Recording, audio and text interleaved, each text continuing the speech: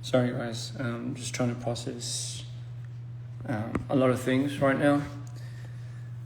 First and foremost, I hope everyone is doing okay. I am doing good. Could be better, but that's just a part of life. We just have to keep going, and moving on is essential part of just what I've been going through day to day. For the most part, this live was just something that I had no idea would happen. Just to give brief context, there was just a lot of things that were being misinterpreted, that were going around to the point where I believe, without, I think, this party's context, it would kind of result in a lot of people just speculating the wrong things time and time, and as that builds on, it kind of hurt a lot of the people in these parties, not just the party myself, but just parties outside of DPR. So just to clear a lot of these speculations, and also just, I don't know, I've never really thought about it, but for the first time, just being able to just speak on my behalf is such a fucking crazy concept. But I just need to get things out for myself personally, because I just never felt like I had an opportunity or a chance to do so. To be able to say that this is essentially something that I need is very much correct. And I too think that a lot of the different parties essentially don't really know exactly what I need or exactly what I want, let alone really have never really asked me what was going on with me. To just clear it for pretty much everyone out there, and even also the fans. The fans deserve to know so much of what is meant to be going on, and what is going on, for goodness sake, for the last 10 years, that it almost feels like it's not fair to even just keep going as it is. So to dead a lot of these speculations, in the hope that maybe from this, the audience can grab what they think is feasible, what they think is solid ground, context and evidence, and maybe you guys can bring to light and make your own judgments about the situation. But today I'll be strictly speaking on my behalf and my experiences alone, and the things that I went through, and hopefully that'll give you guys enough context to bring into it to this present situation. And I'll start from there.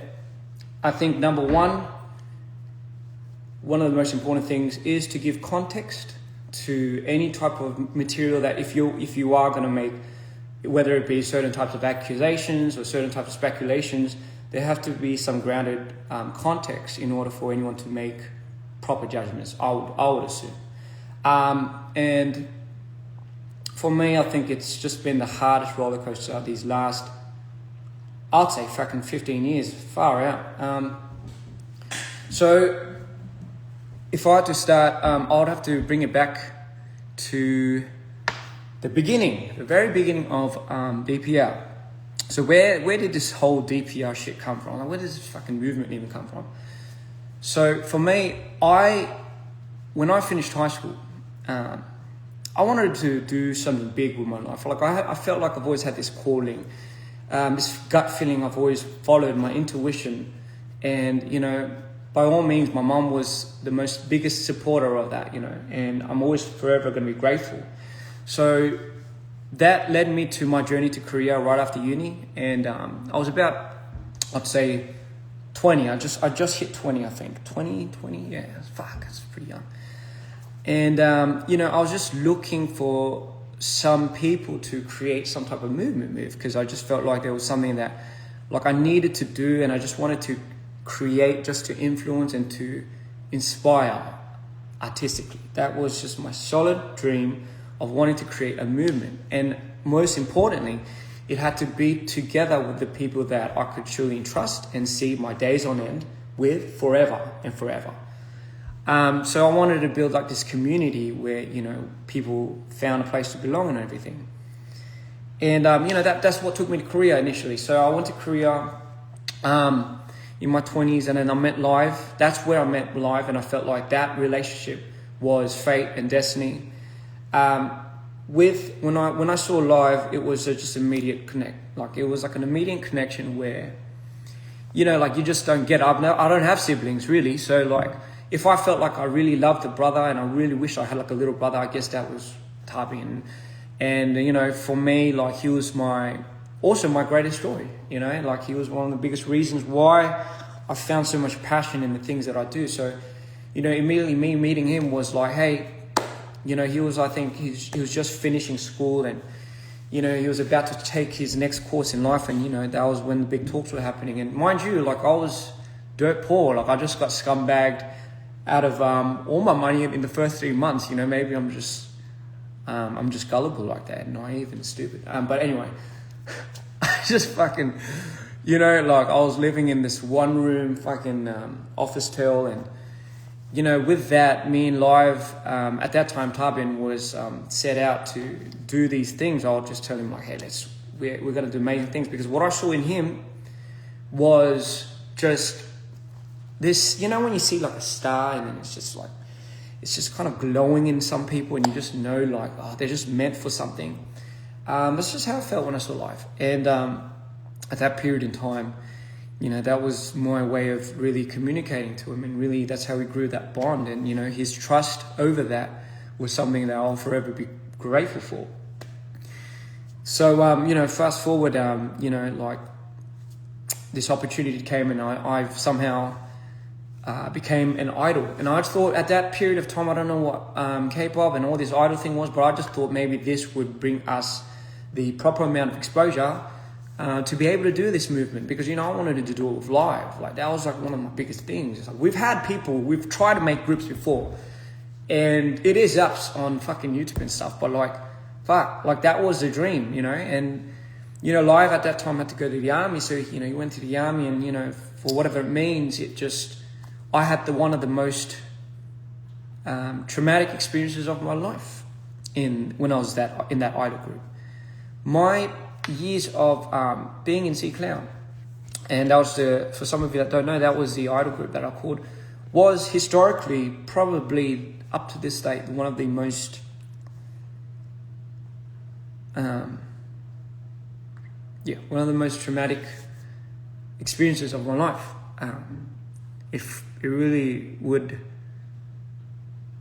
change me forever, at least to say. Just the harassment, like, just fucking abductions and all that fucking shit. I know like, I've tried to do this interview with Dre, but I had to be, like, there are things I can't say, just for not even my safety, but for others. But fucking hell.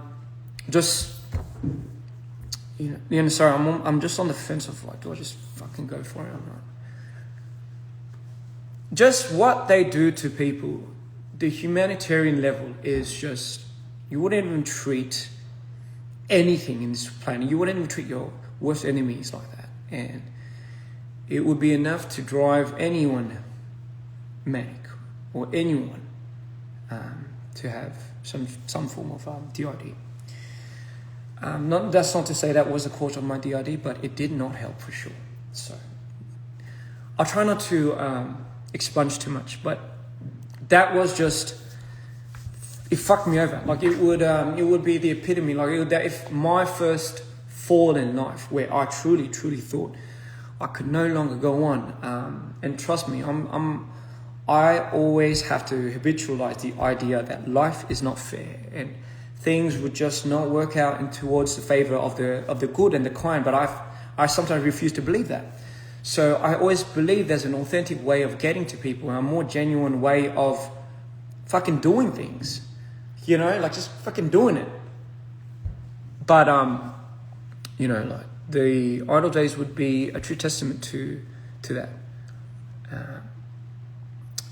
Not even just exploitation. It was just it's just a little heavy to talk about right now, and I know this is why we had to redo a lot of the videos, Dre, and I apologize. But I mean, anyway, point being, I just wanted to fucking end it. You know, I just wanted to fucking die. Once that was happening, I was slave to like an 8-year contract, I believe. 3 or 4 of which I was, once I signed to the Idol as the Idol artist, it was an 8-year slave contract, 8 years, I believe.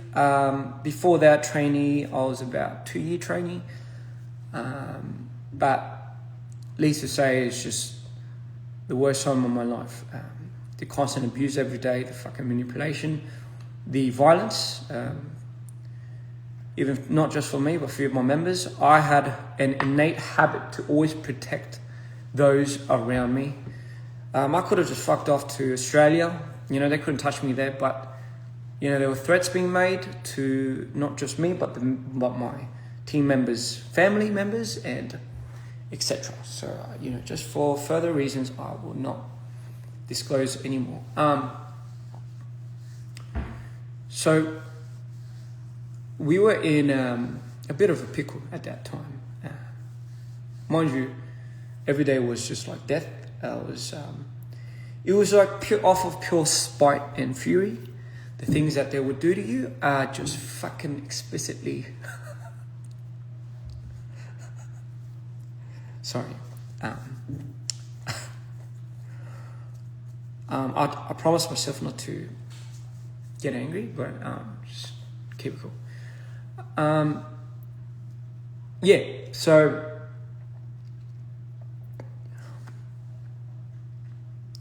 it took a lot just to get over that moment, and when I did, it was more like of a escape than things being resolved. And I'm sure you know, in today's day and age, even like just how the industry really works, especially not towards the favor of a lot of the idols. The company really has them by everyone by the fucking balls. So, you know, our generation was not any different. And at that period of time, there was no real cause and push for social media and influencers and stuff like that. So, you know, we were pretty much held quiet. Anyway, so 8 of which we've only done about 2 to 3 years, and before that, after that, my CEO died, and by that time I had went through too many things to the point where I felt like I couldn't return to myself. I still remember, I think that was when I could not believe when I blacked out.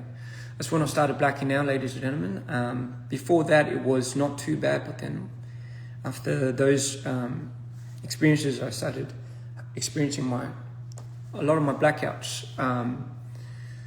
I'll say blackouts in long interval periods of times where I'll just switch. So coping with that was just a whole nother beast, but I knew for me to survive, I just couldn't conform to the level that I thought those scums could get to.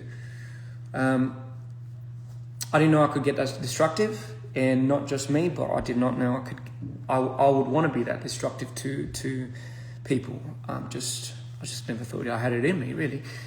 So you know, life was luckily there to take me out of those moments. And so I promised myself that day and going forward, that DPR would be the emblem and be the fucking sign to absolutely going against, number one, the system, which I fucking hated. And number two, most importantly, I felt like I needed to live. So my gauge was pulled back to the very existence of where I thought I just could not come back from. And I was on the verge of just ending it all, really. And, you know, life pulled me back in and I was like, hey, are we going to do this or not? Like, are we going to go hard at this movement? And I was like, yeah, you know what? I was like, you know what? Fuck it. No matter how beat and no matter how hard it's going to be, you know, I truly think that I need to keep my promise, keep my responsibilities, and just fucking have a hack at life, really. So DPR was my salvation, ladies and gentlemen. It was the very thing that kept me here in this world. And that would be the start of me finding these people. Like Scott, I remember I didn't really click off with him at first, but I remember he just was broken. Like, this dude just needed somewhere to belong, and, you know, he was on the cusp of going back to the States, but I knew he didn't want to. And I knew he was struggling to find a place of his own. So my reach to him kind of felt like, hey man, like, I want you to feel like you deserve something. I want to do this with you. And likewise, we had like all these other people that I brought in at that period of time. One of which would be my secretary, which I would later disclose why that's such an important information. Where do I begin? Because I was held to a contract at that time, which disallowed me to continue any further promotion as an artist or put my name in any type of trademark or any type of form of media, I found a loophole where it was like, do I just make an alias? And obviously it's just as long as I don't promote under a certain type of label, I'm still allowed to make money from other forms, other fucking mediums. And that would be, ladies and gentlemen, where I would start videography. Mind you, before that, when our team was struggling, I had to be the contents and media team for my company, and I didn't get paid for that. We were in debt. Apparently, I was in debt. I'm like this shit. I was in debt for about 700K, I believe. The number was $700,000 in debt. None of which we had a choice, I'm sure you know, of how much we're allowed to spend, and they're just fucking using money, and God knows where. So my history with money is really all not that good. You'd think you'd learn, but you fucking don't. And so fast forward, I found a way to really bring myself back up, find a new piece of medium where I can truly feel like I can dedicate my whole life to, and that was videography. At that period of time, I think I was about 24, 25. And during that process,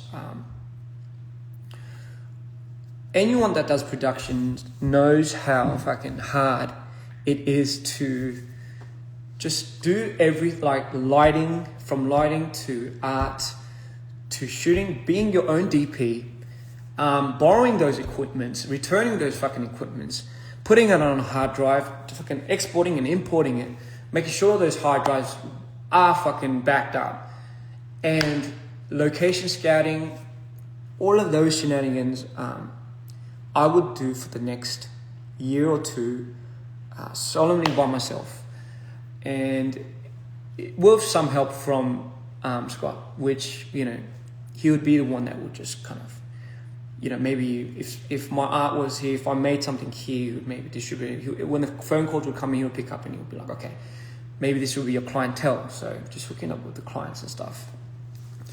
But for the first year or two, I would make about, I'd make about like 10, 20 videos for unnamed and unmarked artists. And, the whole plan was to funnel this vision. I can't be an artist, obviously. So my next thing was, man, live. When he told me and he said he wanted to become an artist and he wanted to become a rapper, I believed it. Like, I believed this was the calling. Like, this was it. Fuck, bro, here we go. This is it, man. Like, I was so pumped. So all of that video and editing and all of that, like, I edited my own videos, I've shot my own videos, and I did that time and time again. Endless sleepless nights for about a year or two.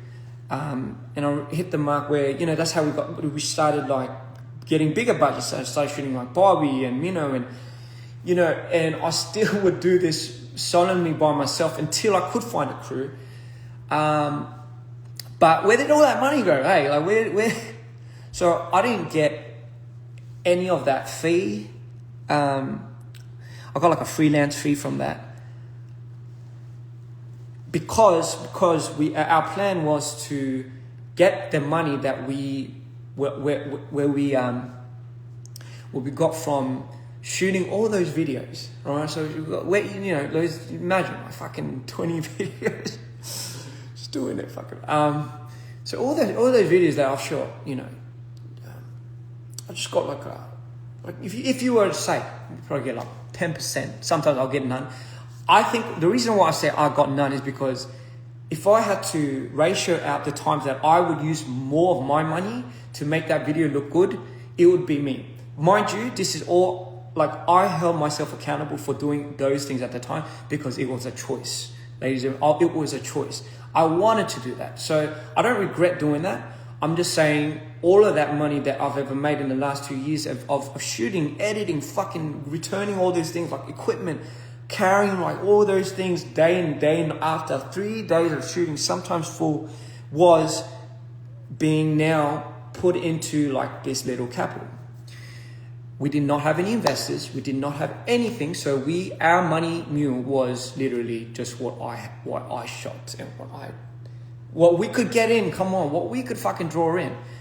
And everyone was playing that part at that time. With Live was making his music, and like when I heard Live's first track, like Till I Die and all of that, I'm like, bro, this is it.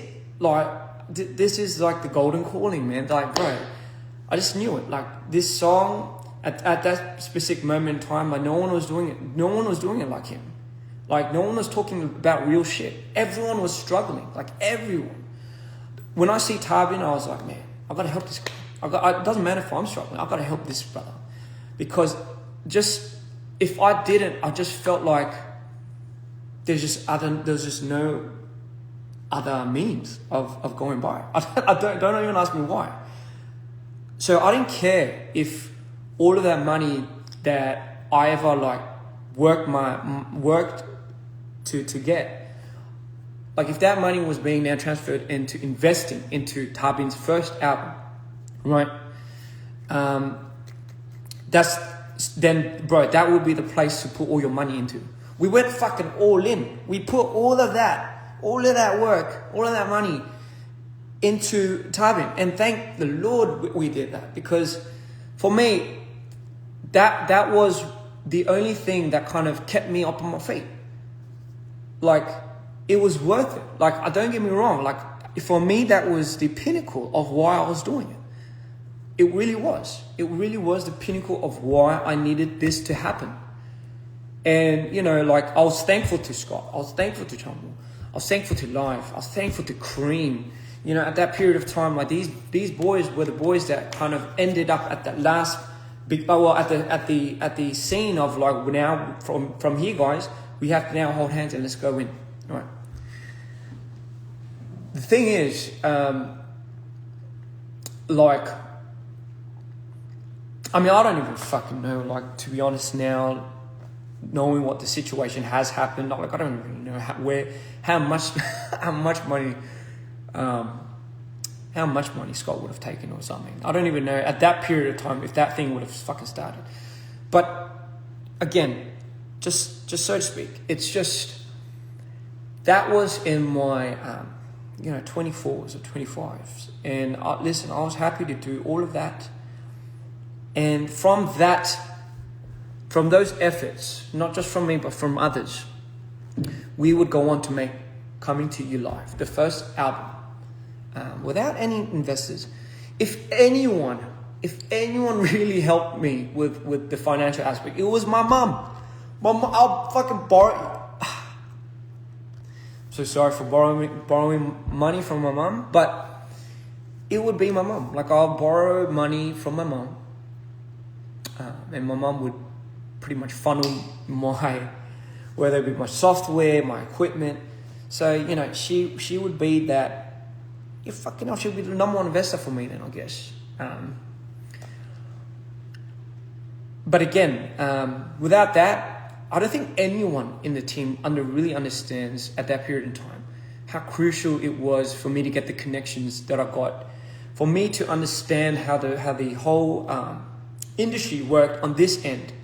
And through that, I was able to appreciate how much people were working on the back ends, especially for production. Fuck, these guys do this and they go unnoticed. Fuck, how much you guys are doing here? Like, oh my God, and you guys got unnoticed. Fuck. And for me, it was so important to highlight what people were doing around for others, as opposed to what I was doing for anybody else. Like, for me, if I need to validate that for everyone, especially for the team that I'm on, what the fuck is the point of me doing this? Like, why is it so important for me to validate something that I don't really even need securing for? It comes from a genuine place. It's like sacrificing. Like, if I was to really, really perpetuate the meaning of sacrifice, it's like, I will do something for you, and you not knowing that forever till you die, I'm cool with that. That's the whole point. If I wanted you to know it, I don't think that's a sacrifice. I'm just going off on a tangent. But anyway, with that being said, that's how we went to C2IL. People thought we were like the sons of Samsung or something, because we came out with 6 videos just fucking ramming with all these features. And these songs were just phenomenal. Like, his album was just something that, like, we've just never seen on the scene. But we've never also seen a production come out of an independent underground label such as us. So they just immediately went to the conclusion, these guys are like the sons of these, like, you know, big investors, big companies, big money. And they're just using the money off of their parents and stuff. Because where they're getting the funding, fucking hell, I don't know. For me, that's bittersweet, because I'm taking it as, thank you for complimenting the fact that you think that this is done with an extreme amount of money. Otherwise, we cannot pertain this quality.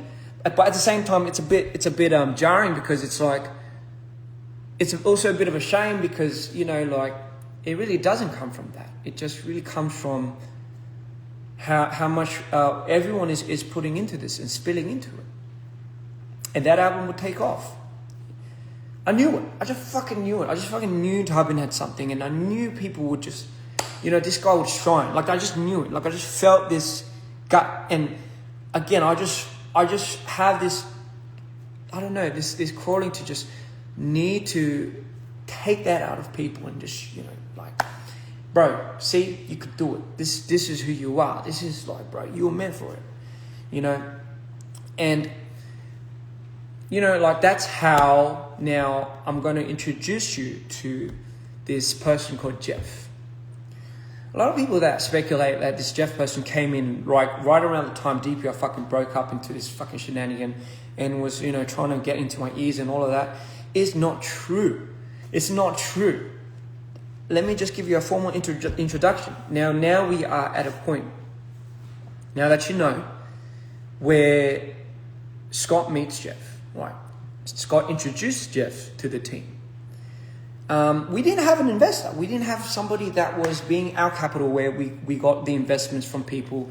We had to, like, borrow certain lump sums of money to propel us into the next future us. So in comes Jeff. So he was somebody that I think we were all kind of, we didn't know too much, because, you know, Scott was a middleman of all of that.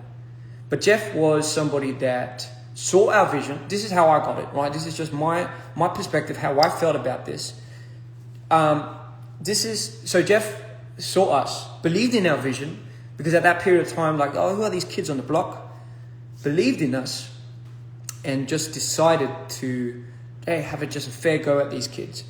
And I remember, like, he provided us the facilitations, the fucking space. I'm sure our fans know the space that we had long time ago in Korea. Our office, that was all provided by Jeff.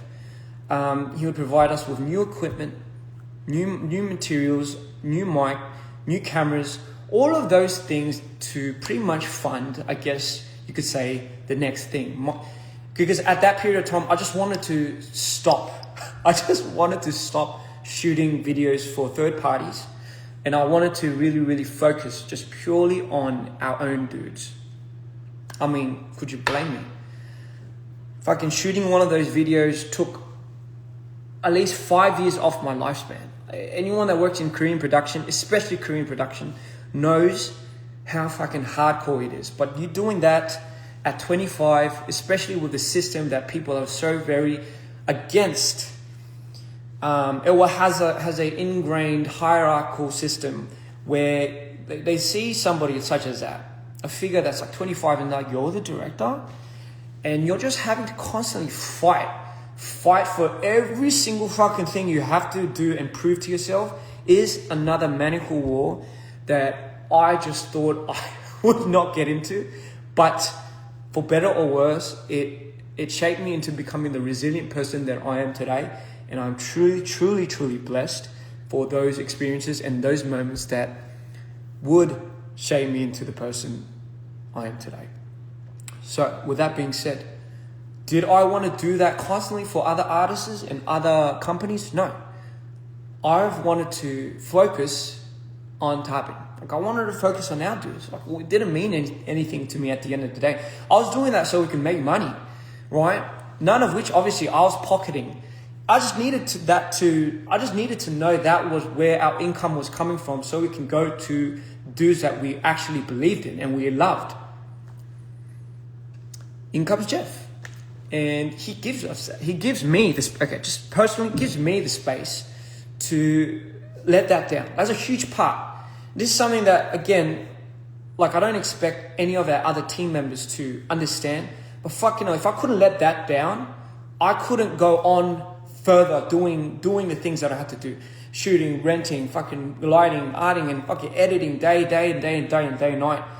I did not want to become the world's greatest director. I just needed this tool, and I needed to believe that I could believe in this tool to help our vision on what we wanted to do. People had a choice. People wanted to become the artist. People wanted to become the management. They wanted that. They had the role to fulfill, and they fulfilled it. Now, what you guys say about what you do and how much you do, it's like, it's all fine. Because at the end of the day, that's kind of essentially why we were in it for doing it. But I didn't really care about any of that. I just cared about, so what's the next step, guys? What do we do? How do we get from here and here and here?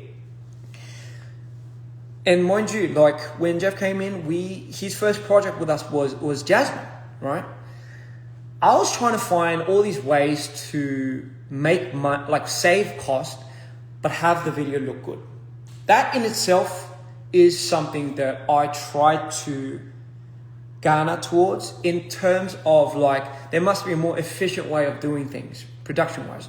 Any director, anyone that's in videography would be attuned to these thoughts as well, because it's like, man, if I could get away with this type of quality with that type of camera, fuck, we can easily make this into a higher quality production video, and hence Her was born. Mind you, up to that period of time as well, I was also part of the song making process. I was part of the creative conceptualizing, the creative aspect of it.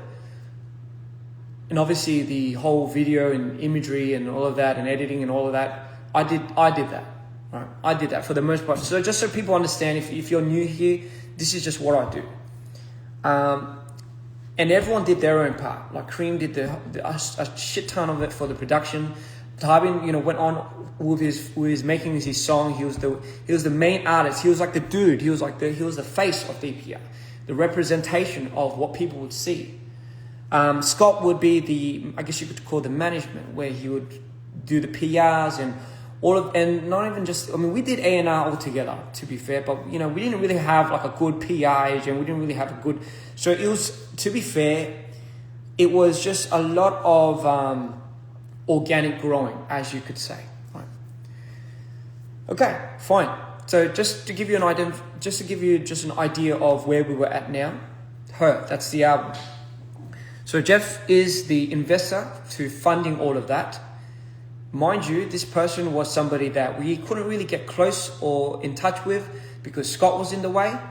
But let alone if he was someone that was shady later in the investigation of what was to happen, we could have all easily just ordered everything. Like if he didn't hand this amount of money, we had everyone just ordered everything. But that's not for this conversation right now. I'll get back to that. The reason why I say this is because he's now like out in the public and being accused of such and such and such. Let me just give you context to now where we're going. So her album happens. Mind you, I'm still not getting paid. Like I'm still getting paid a freelance fee. In my mind, I'm thinking, okay, like we're going up, we're succeeding. Everyone like seems to be, I mean, something's happening. Something seems to be working. We went on our tour, our first tour, but something seems to be happening because I feel like for some reason we're just going up. We're just going up. Did I expect anyone to be making money? No, I didn't. I was that stupid. I was that naive. Like, did I ever think? Would you ever question like? With the people that you have, would you ever question like, oh yeah, with the history that we have, that somebody later on would be distributing money in the most unfair way? No, because in your mind you'd be like, okay then, but who would do that? Who would be dumb enough to fucking go there? Who would be fucking stupid enough to do that? Because they know once somebody finds out, wouldn't that mean the end of it? Wouldn't that jeopardize everything? Like, would you be willing to put that at risk? Like, really? Like, after knowing everything that we've been doing, like, really? So I had no reason to suspect, even at that time. I just thought no one was making money. I was still, during that period of time, I could only make money if we did projects. That was the freelance fee.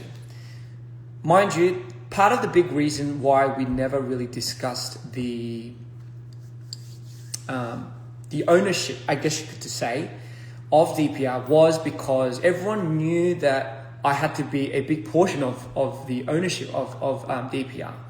But at that period of time, I wanted to be careful because I was still, mind you, I was still under another contract, which might have deferred me into maybe fucking something up here. So I just wanted to make sure until my 8 years of that slave contract was up and fucking ready, that only then I would be in the talks of becoming ownership of DPR. I was cool with that. To be honest, I don't even fucking care about that. But fucking hell. Anyway, sorry. Sorry, calm down.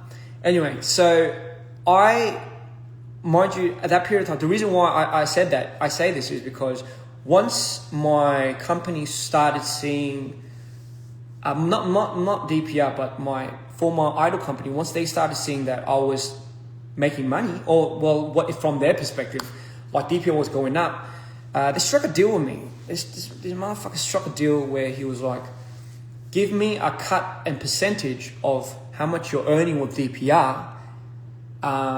In return, I will probably find a way to shorten your contract sentence. Like your,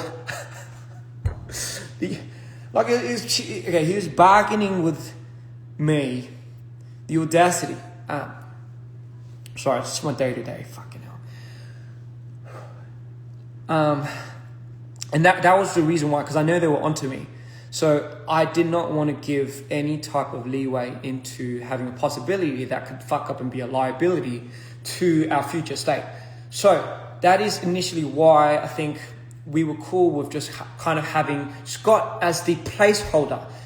We did not give any meaning otherwise to that, and we all agreed. That's how we all knew it. I mean, you know, I don't know if that was his fucking way of tricking us, but fucking hell, we all believe it. Like, that was just a name on paper. You guys got to understand, the reason why I say context is so important is because our structure, DPR's structure, is one like none other that I've ever seen. So you can't really even formulate a blueprint for this. Because I'll be honest, the person that is really getting freaking screwed here is me. Like, I'm already, like, the system, someone like me, I know it's already rigged for someone like me. Like, I already know it's fucking rigged to someone like me.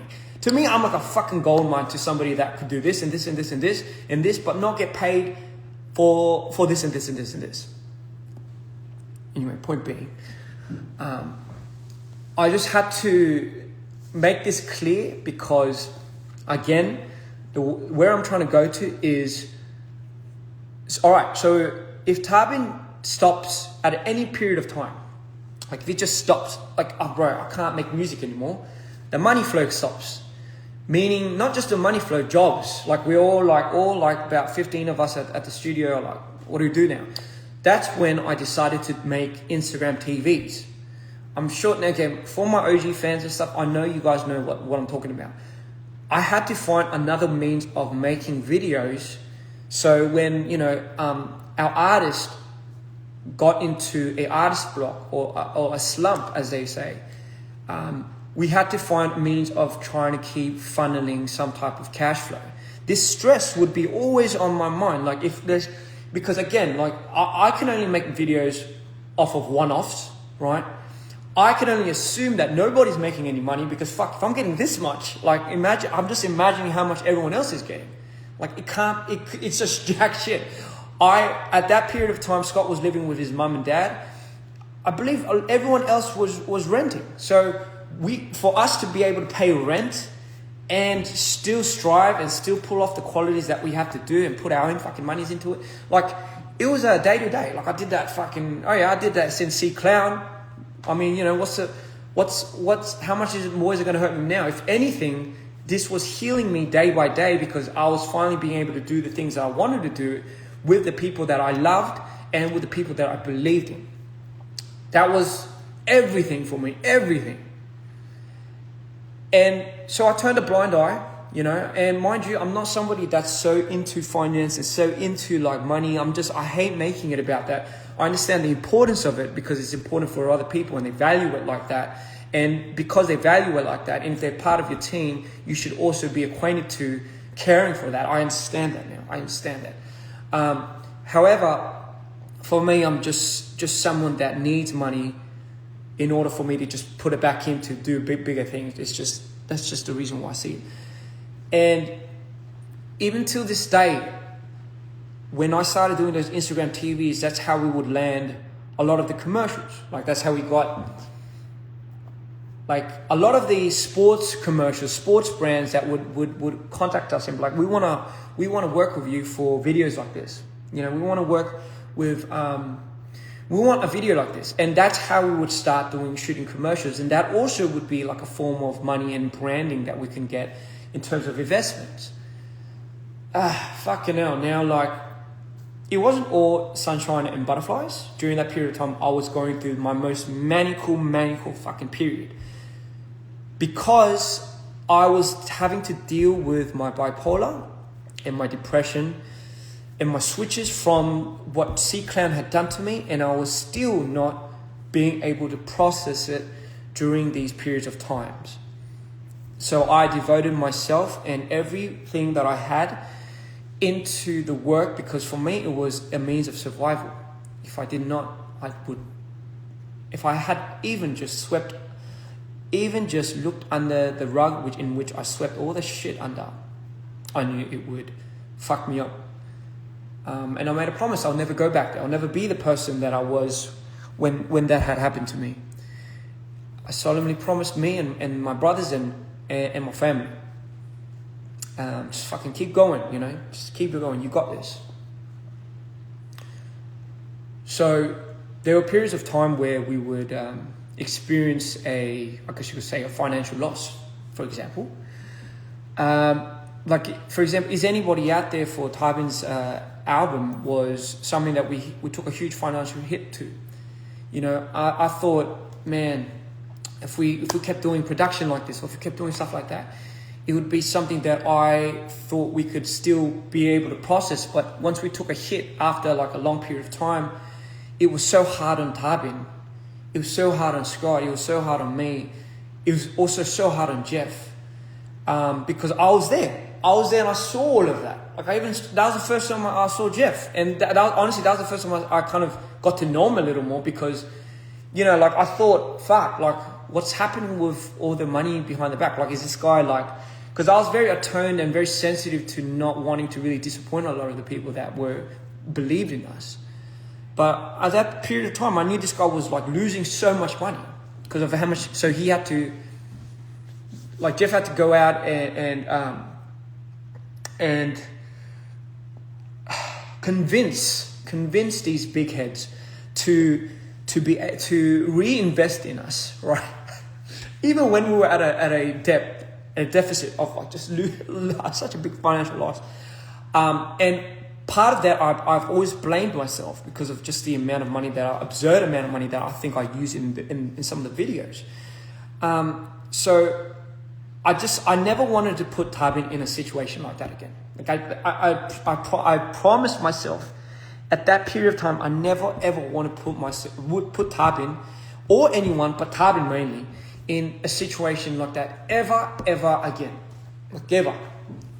So, because again, financially, I didn't fucking make anything from that, but still, it is what it is today. Amazing album, but still, it took a hit. So now I'm just stressing out about how do we bring this guy's spirits up? How do we bring this dude's spirits back up? But also, how do we create another channel where if something has a slump, like maybe we could do this. Mind you, all in all, while this was happening, I got news that my contract had ended fucking ages ago, and the CEOs of that company were just hiding it from me. And I heard this from a member, and I was like, why didn't you just tell me? Because, and you know, obviously he was threatened not to tell me.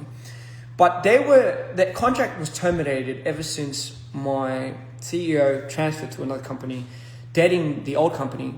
But they held such a fucking good facade, and that threat just held so if you're getting fucked every day, constantly, 24/7, it's like you can't imagine the headspace you get into, the trauma response, the PTSD. Like you just don't. There's no place for you to have any critical thinking or whatever. There's just no place for you. It's just survival. So when I heard that, I thought everything started aligning. And my first decision and first thought was like, okay, it wasn't like, oh yes, let's have a conversation about revisiting like the shares and everything for DPR. No, it was, and this is what me and Tybin would always talk about. We were like, hey, isn't it our job as creatives to create? Yes. We should have some interest in what's happening with the money aspect. Correct. But if we have these brothers and, you know, we trust them with everything we're doing, shouldn't they, in their jobs as management, business, finance, whatever, be the first ones to reassure us, like money's being used like this, like this, like this, like this. Like, you know what I mean? Like, especially knowing us and knowing him, like characteristic-wise, wouldn't you also expect that? But now, you know, I just always say, expect not to expect. Simple as that. And the reason why I say this is, so my next point was, okay then, maybe it's time for me to start my artist career. And me and Tybin always talked about this. Like, fuck, wouldn't it be amazing if we do this together? Like, wouldn't it be so fucking amazing if our universes eventually later like collided, and like this whole story that we're element of being an artist together was what sold it to me. Like, it really was. Like, it was, time and time I'll tell people on the interview, I was on the fence of becoming an artist. Because for me, becoming an artist only means I'm projecting and too much more power onto onto my mental disorders already. Like I didn't, that risk to reward ratio was something that I just couldn't imagine, like what was to happen to me. But for me, it was, I felt like it was time. I felt like it was time to really, really start that lane of like becoming an artist. And I thought everyone was happy for me because like we're in the same boat. Like I just thought, bro, like why would he be happy for me? And the first response I got from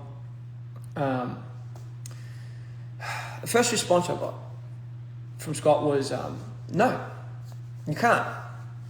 And I'm like, oh, what? So who else would be able to do the videos and all that? And I'm like, don't you think I can take care of that? If I was already part of this, part of that, part of this, made this, do you not think I could do another lane while protecting this? Do you not think I've ever thought about that? But besides the fact of that, why are you saying no to it? And I still remember. And he was like, no, because he thinks he can't control me. He thinks if it worked in any way or shape or form, that I was going to be too hard to control in the future. And I don't know why, like what? I mean, why would you want to control me? And obviously those moments were the moments where all these red flags started happening. You got to understand, before all of this, like I see a lot of sides to Scott where Scott only shows to the team. And I see a lot of sides where sometimes I see where it's like a very soft, empathetic side. That side I try to nurture, that side I try to help. And for me, I've always set it up as a challenge for me to really, really help this dude. Like I just really wanted this guy to be able to not put up a facade of like a strong fucking butt hurt, like fucking, you know, like so like insecure dude that just has to go around getting some validation. I feel like, bro, you can drop it. Because the dude you are is a decent dude. Like, why do you have to keep doing that? Because somebody has to be the bad guy, he would say. I'm like, I get the logic, but we're not being bad. Like, no one's slacking off. Everyone's going in. Like, if you keep projecting that, how would that make life feel? How would that make Cream feel? How would that make Chunyo feel? And because of those moments, it would propel us into these like complex thoughts of like, fuck, okay, let's just understand this guy. Let's just fucking, bat and like, bro, let's just put it down. Let's just put it down for this dude, But fuck, you don't want me to become an artist? And I still remember, I'm like, if you told me that you wanted to become anything, but all of a sudden I was like, Scott, if you told me and you just, let's say you wanted to become like a chef. Just randomly. Oh, you know what? I can't do DPO. I want to become a chef. My first response to you would be, fucking good for you, man. Let's find a way where we can make that happen. That would have been my first response. It wouldn't have been like, oh my God, like what? Sorry if I'm getting too heated. But that's what I lived with. That's like, you do all of that for these... You're doing all of this for these people, and your social life's not there. You're blacking out every day, every night, every now and then at home, not understanding what you're blacking out to, and you think deep down everyone's not getting a piece of the pie, and everyone's putting their money. The reason why I thought no one was getting a piece of the pie was because, as any entrepreneur, everyone just has to invest initially. And as the people that were leading it, I just thought, we can make money later, but we have to put in more to retract that, to get that back later anyway. So it's not really that important. It's about how this guy looks, as opposed to let's skim out on this and let's like settle for this. Like you can always find ways to make money, but you can never ever find ways to rebuy certain experiences. In certain moments, like those are just everlasting, and those are just timeless. They are things that pass after a certain time. Time is like that in general. Everything that passes will never come back. So for me, it was just more important to reinvest into moments where I knew would be historically just there forever, permanently, as opposed to like, oh yeah, let's just have the money later on and just use it then. It just didn't make sense to me. So I just thought, okay, everyone was fucking pouring their pockets out. No one was really making anything from this. Because everyone would just be complaining about how much money they're not really making. Everyone was struggling. Cream had to sell his car at one point.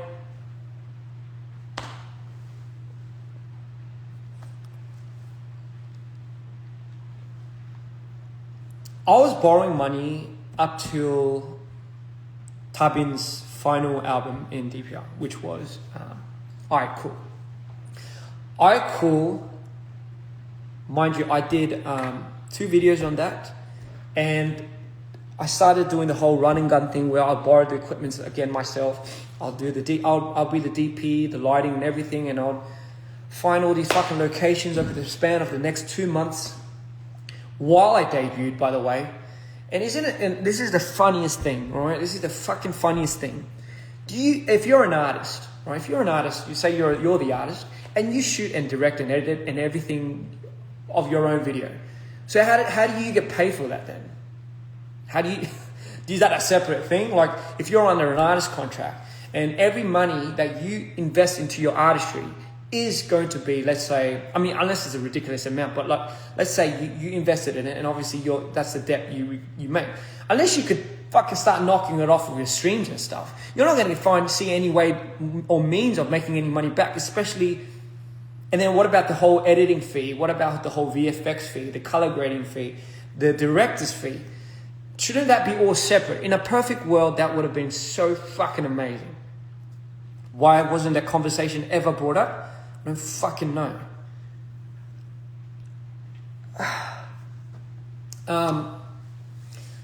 So yeah, became an artist. I was in debt because obviously the money that I used for my own music videos, editing, obviously didn't get paid for it because it's my videos. I was in debt, and I still remember, man, like fucking. All right, let me just be real. I've never felt more alone in my life during that period of time. Like I literally never ever felt more alone, more cut off from our team. And that goes for everybody. People know, our fans know how we celebrated the projects that we did before that. How we celebrated Live's album. Everyone got together like it was like something that we were all fucking on board for. It felt like a ship that we all decided to jump on, put our main focus into this, drive passion. And I get it, times were different back then, but still, it felt like everyone wished the best for me, but didn't at the same time. And I still remember, like, it was like one of the most depressing releases. I was struggling mental health wise, trying to figure out who the fuck this character was. That has been with me all my life. So, you know, look, I started feeling the disparity, I guess you could say, from my peers around me. I guess it was just something that I never really could explain, but it felt like I was just doing it all by myself. And I still remember, like, I told a few of us, you know, I told a few of you guys, I was like, man, like, what I feel so alone doing this? Like, I wish I could have you guys more present. And they're like, you know, but we don't know how to help you. And it's like, I get it, but it wasn't like help or advice that I was seeking. It was just connection and company, really. That's really what I was looking for. But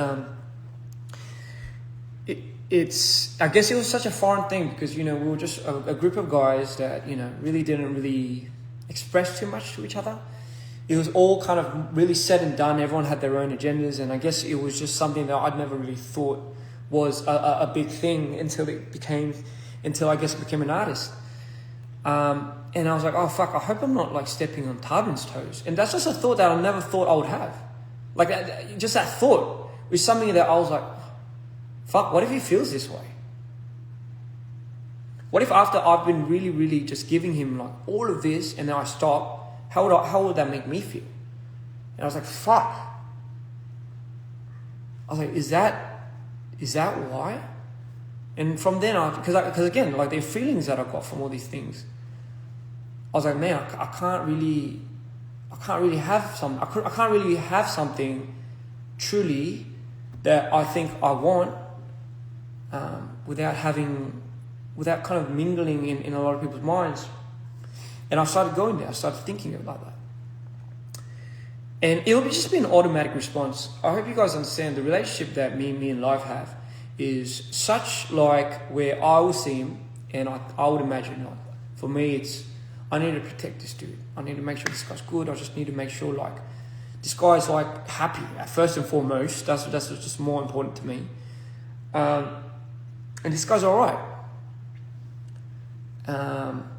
So maybe like I was like, oh fuck, am I tripping out? If I did this, I'm like, oh my god, if this guy feels some certain type of way, like because in my mind I just thought that was just another world that probably could have happened. Again, this is just my personal thoughts. I'm not saying that he was like that. I'm just saying this is just my thoughts and the way I kind of started developing my mind. And then, you know, like obviously then the after I call, oh yeah, right away. Like I found ways to shoot videos in a very minimal budget way, and thankfully for that, you know, Tabin said he started profiting again, which I was so happy over the moon for. That was the whole point of me doing the whole run and gun thing, shooting 2 videos, Summer Tights, Yellow Cab, and I had to re-edit another video, all at that expense and that cost. I did a lot of things that made things clutch.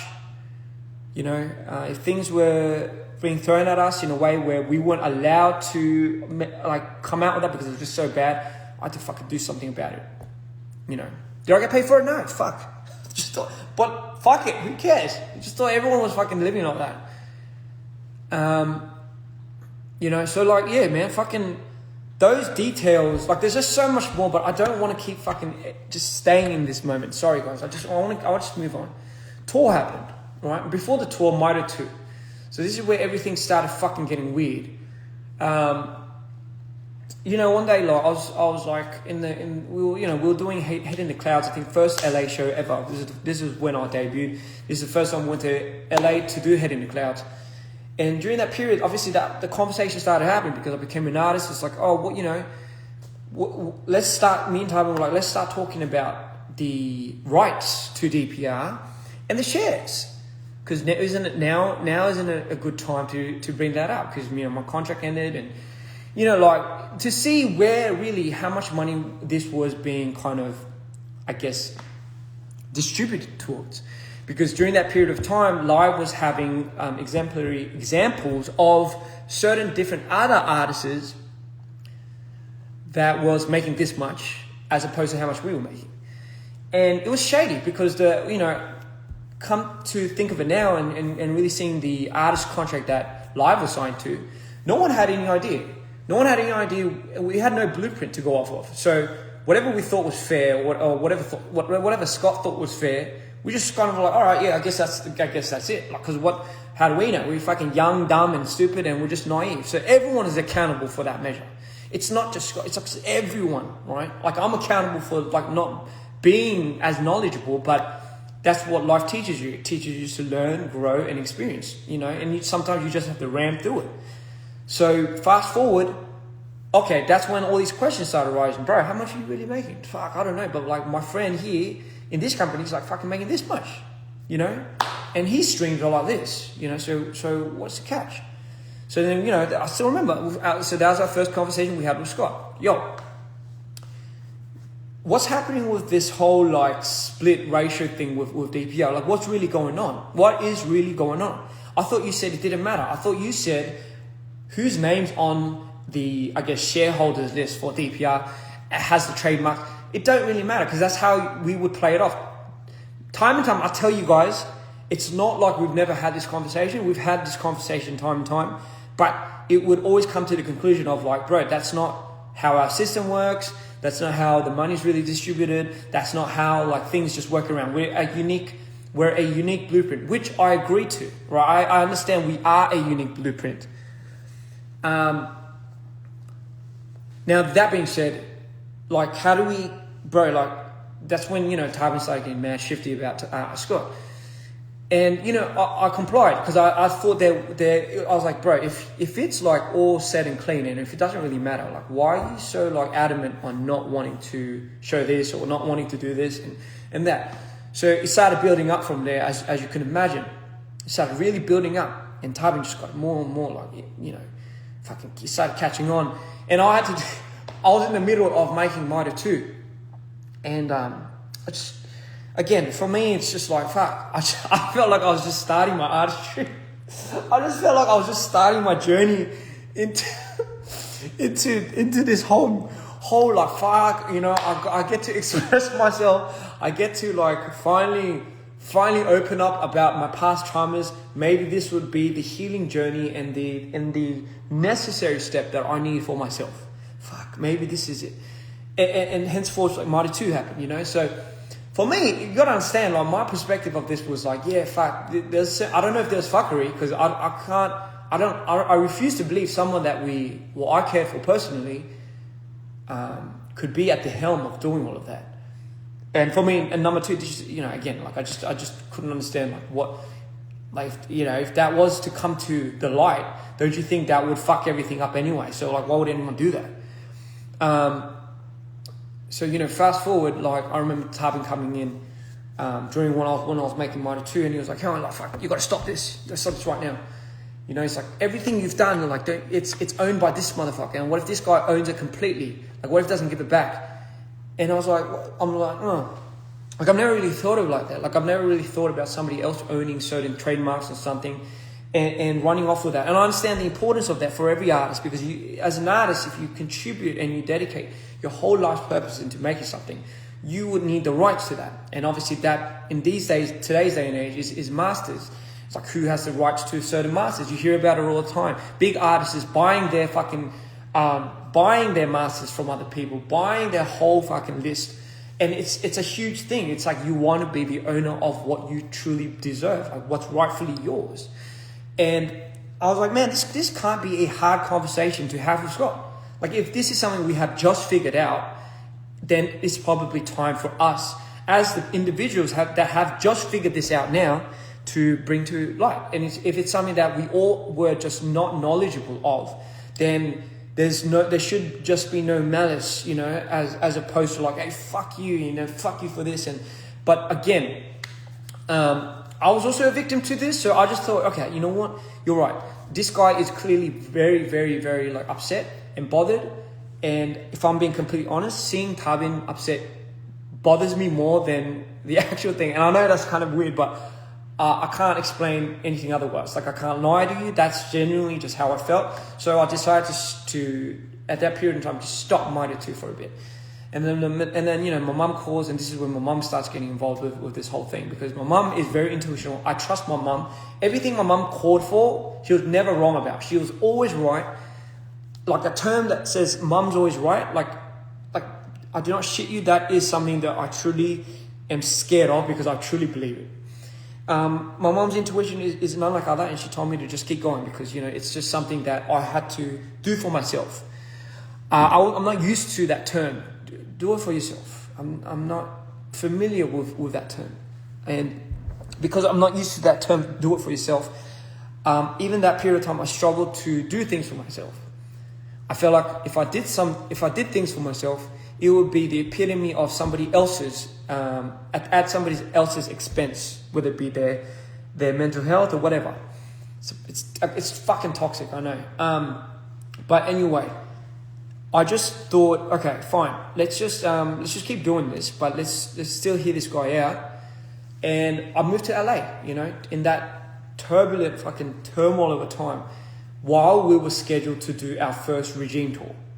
And this was such a big deal because, guys, this tour was the first tour that me, Tarbin, and Cream, and yeah, pretty much us three, and Arctic, were going to be like together as like a unit on tour, on stage. More important than me and Tarbin just being together as a unit on tour was something that I've always wanted, iconically, just something that I've always imagined to be good, and I know him too was somebody that would have saw that as that. But obviously, as time developed, I think Tarbin got his, Tarbin got a hold of his, I guess, up till now, how much he was making, and up to that, like, he got all of that, like, pretty much audited and kind of printed out, and, you could see it. So I remember he came to me and he's like, oh, guess what, like, this is, bam, like, this is crazy. This is how much I was making. And mind you, like, I don't nose into that. Like, I don't put my nose into, like, oh, how much are you making? And, I would imagine a lot of people are like that anyways. But I still remember seeing, I saw the amounts of money that he was making over the last, like, 7 years. I mean, sorry, not 8, 7 years, but as an artist, from when he started becoming an artist. So the period of 3-4 years, I believe, 4 years or 5. And I remember seeing the amount that he made. Mind you, he was being wrongfully misplaced as well. But you got to understand, like, in my mind, I thought there was like a certain number that everyone was making. And I just thought it never really passed that. So when I saw the amount that he was making, even him, like, even that was like something that he wasn't even meant to make. He was meant to make way more. That, like, shocked me to the core. So remember, I'm like, bro, if you're making this much, and this was like a big problem for you up to this point, how fucked was I getting? Now, how hard was I getting fucked? So, like, holy fuck, you were making, like, you gotta understand, like, I just didn't, like, I couldn't comprehend that. Whoa, we're like, yo, like, it made me really reflect. Like, it made me really reflect on how much I was really making for any of us, like, really. And then I started tripping out, like, fuck, like, yo, like, I've never really seen that amount of money being made before on one term. Not even like just one term. I'm not going to disclose the amount of money that we've made. Just know I had to fucking, like, I had to think. There was a period of time where I told John, like, and this was during iCool, I was like, maybe I have to start working at the convenience store, like, as a side gig. Like, legit, I was like, I'm looking into doing a side gig at a cafe, or, fucking hell. Oh, fuck. But, like, anyway, point being, like, that'll probably give you a good idea of what I was fucking struggling to make amends with. And,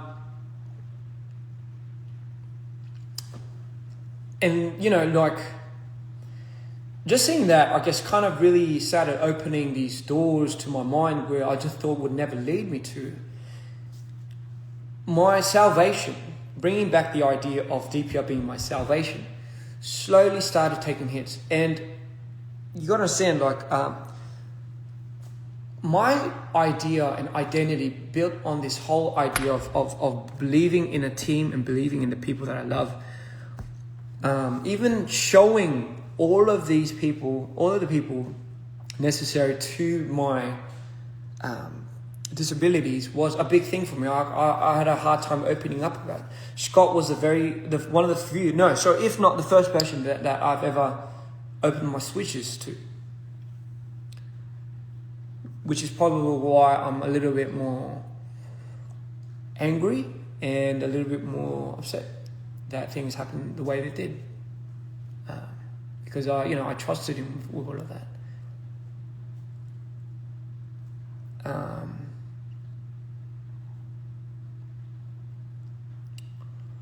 So anyway, sorry. So I just thought, fuck, how are we going to do this tour? And mind you, at that period of time, like, I was reminded too, man. Like, I was fucking dying. I was going manic every fucking day because of this drama that was happening and what it could possibly mean. Like, holy shit, if this was true, if this all came to fruition, and this was like the the worst case scenario that I could possibly imagine for us, it's probably going to be the end for me. Like it's probably going to do me in. Like I can't survive another sea clown. I can't. Like I just fucking can't. Like I refuse to believe that this is going to be the demise of me. Like it's going to be the downfall of me. And I was tripping out because, like, you know, everyone else was tripping out, and you know, like once these things started coming to fruition, and we're like, oh my god, bro, did you know that this was being mishandled? Like, here's the thing, right? When we earn this amount of money, it gets distributed to the investor side, about 30%, and we take about 70% to DPR. 70% of which the funds are now coming in from, like, whether it be shows, whether it be like fucking the royalties and masters and all of that is coming in, but it was being distributed by one individual. Yes, you guessed it. But what was it being distributed based on? Just based on how he feels like he deserves it should be distributed. So pretty much playing like fucking like God, like playing just you know what he thinks it deserves, how much he thinks somebody deserves in this period of time. In comes like the secretary that I told you I brought in. This guy I've vouched for ever since I came to Korea, right? I will not name him, but he was my first friend, one of my first friends in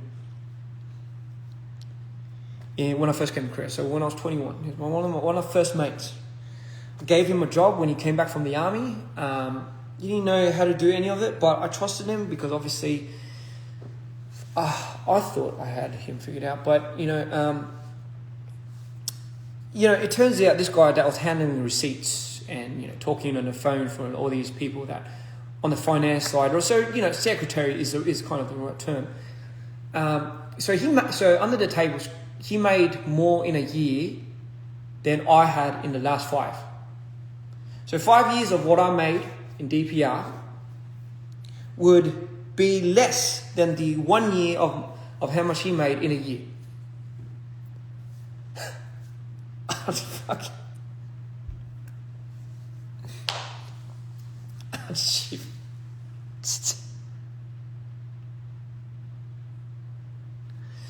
Sorry.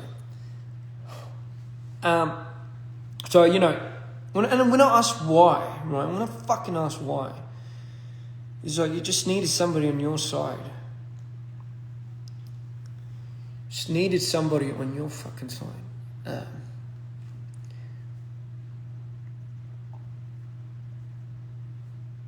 Those instances where I had to borrow money.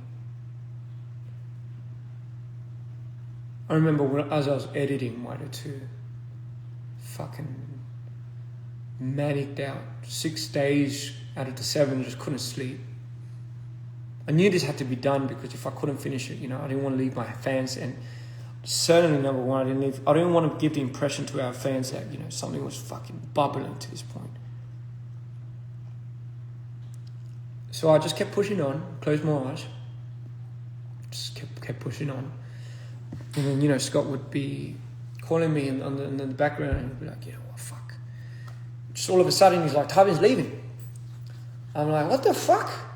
That wasn't what we talked about last conversation. He's like, no, Tubby's leaving. In my mind, when I heard that, I'm like, nah, there's no way he said that and he believes it. Because again, at that period of time, there was no real thing. I didn't know what was happening. I didn't know what was going on. I just knew the juice of it, and I was like, yeah, let's get to the bottom of it. But we had tour coming up, and I was in the fucking process of making Mitre 2. And I already shot the video and already done all of that, and it was like, okay, I'm sure this guy's bluffing. I'm sure Tabin must be bluffing to Scott, because at that period of time, obviously, their relationship wasn't fucking flowers and daffodils.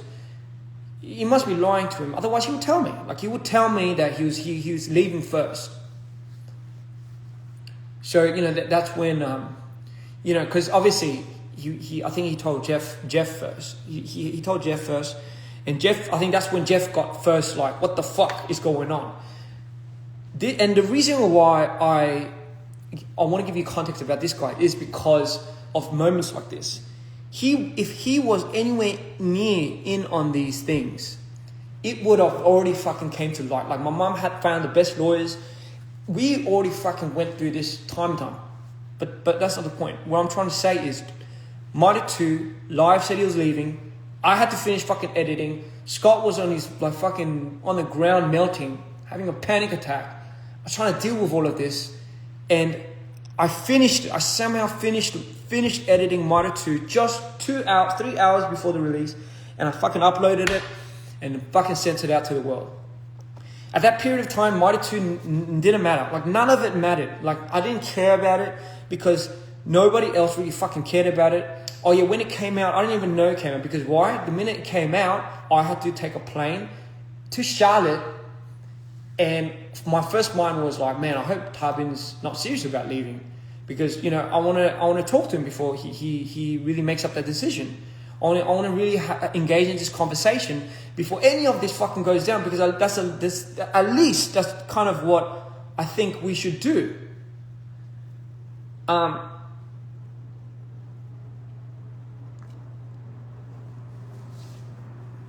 So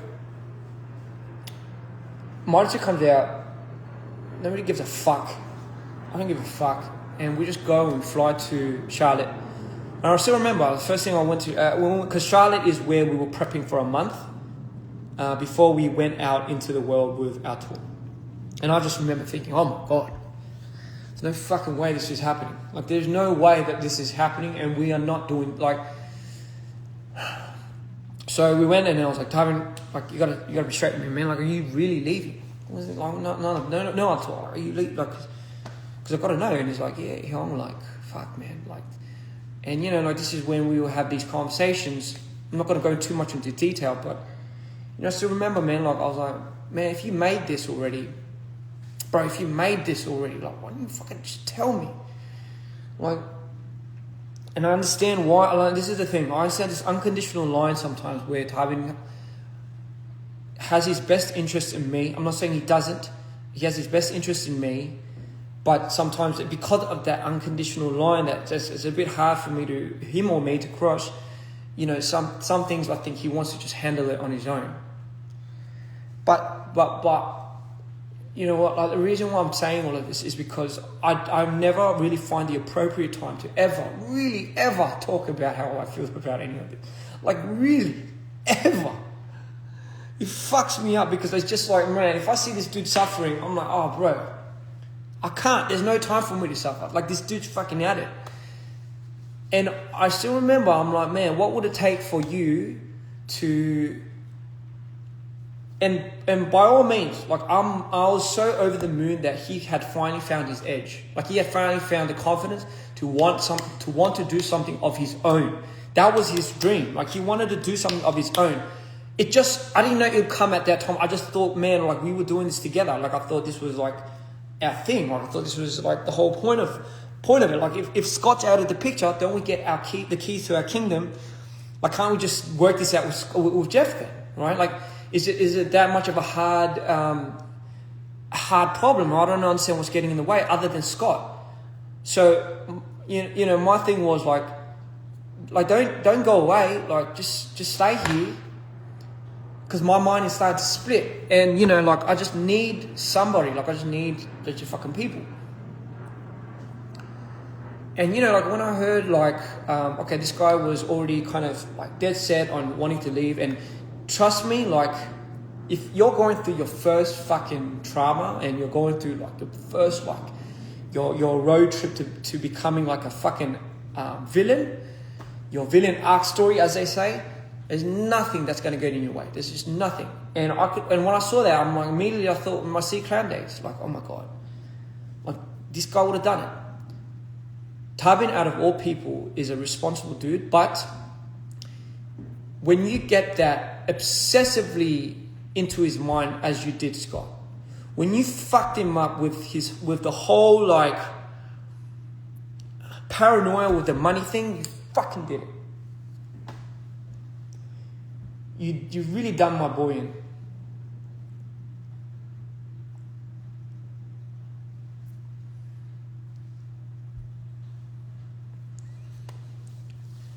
And honestly, like that's just one of the things that I'll probably never forgive myself for as well.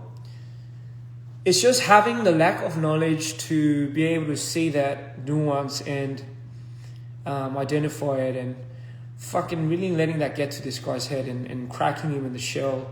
So it's like all his fears, and mind you, it's because he had a hard upbringing. This guy had a really hard upbringing. He had his family, he had his mom, his dad had cancer. Like he went through the fucking trenches just to be able to be where he is. And trust me, God gave it his all. And you fuck with that, yeah, that would do it to you. So I don't blame him for being the way he is. But at the same time, like I knew there was no way of getting to him through that anger and through that cloud. I didn't know, the only thing I didn't know was how much my world was breaking into fucking pieces.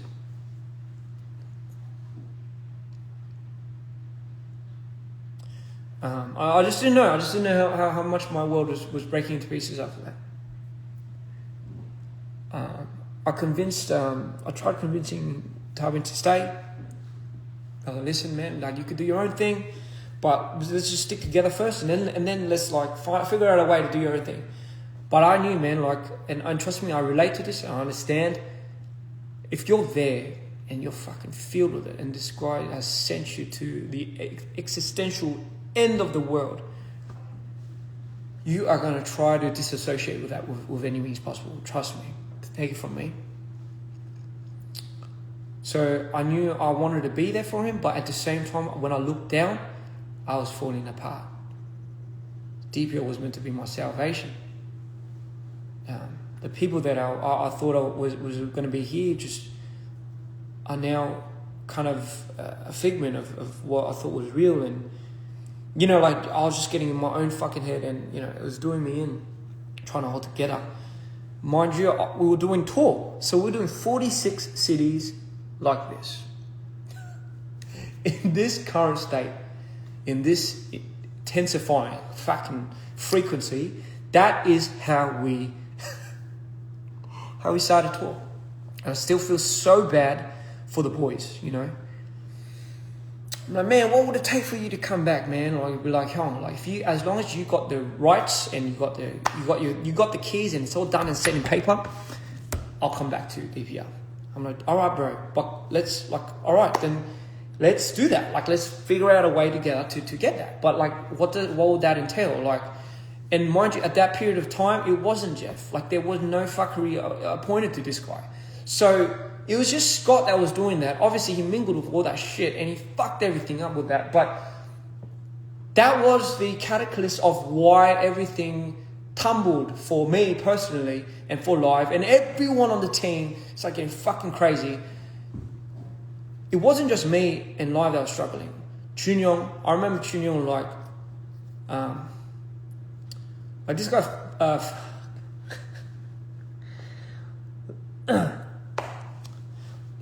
like this guy goes out of the way for everyone while doing it on the the minimal amount of money that he makes, you know. And I still remember like when he finally made the money to buy his friends like a meal. I think that was the first time I saw him like tear up. And you know, stuff like that just fucking breaks my heart, but it also like hits a side of me where it just fuels this fucking fury. And it was like a side of me which I never decided and I never wanted to bring back up again, but it was creeping up on me ever since C-Clown. It started locking up, but I the doors and the keys and the chains were starting to fucking unlock and break. And no longer could I put anyone in front of that door to mark opening ever again. So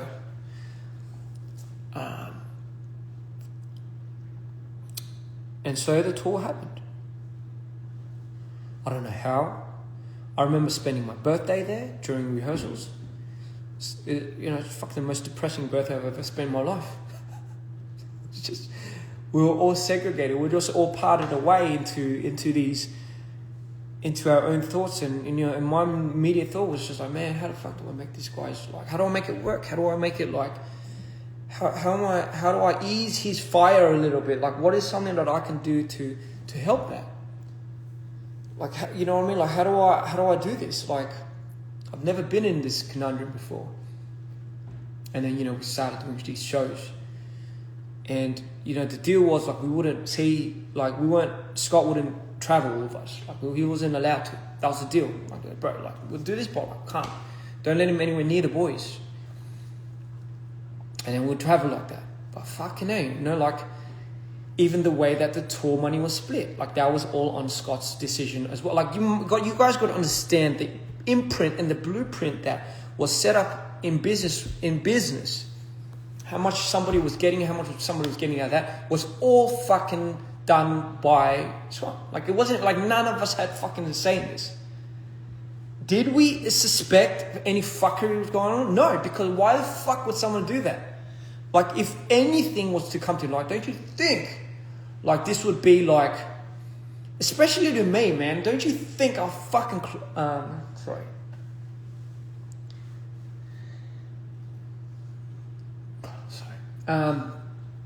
The reason why I just got to prevent myself going up from these is because I'm on like, I'm on a bit of a, I'm really careful of me tripping out.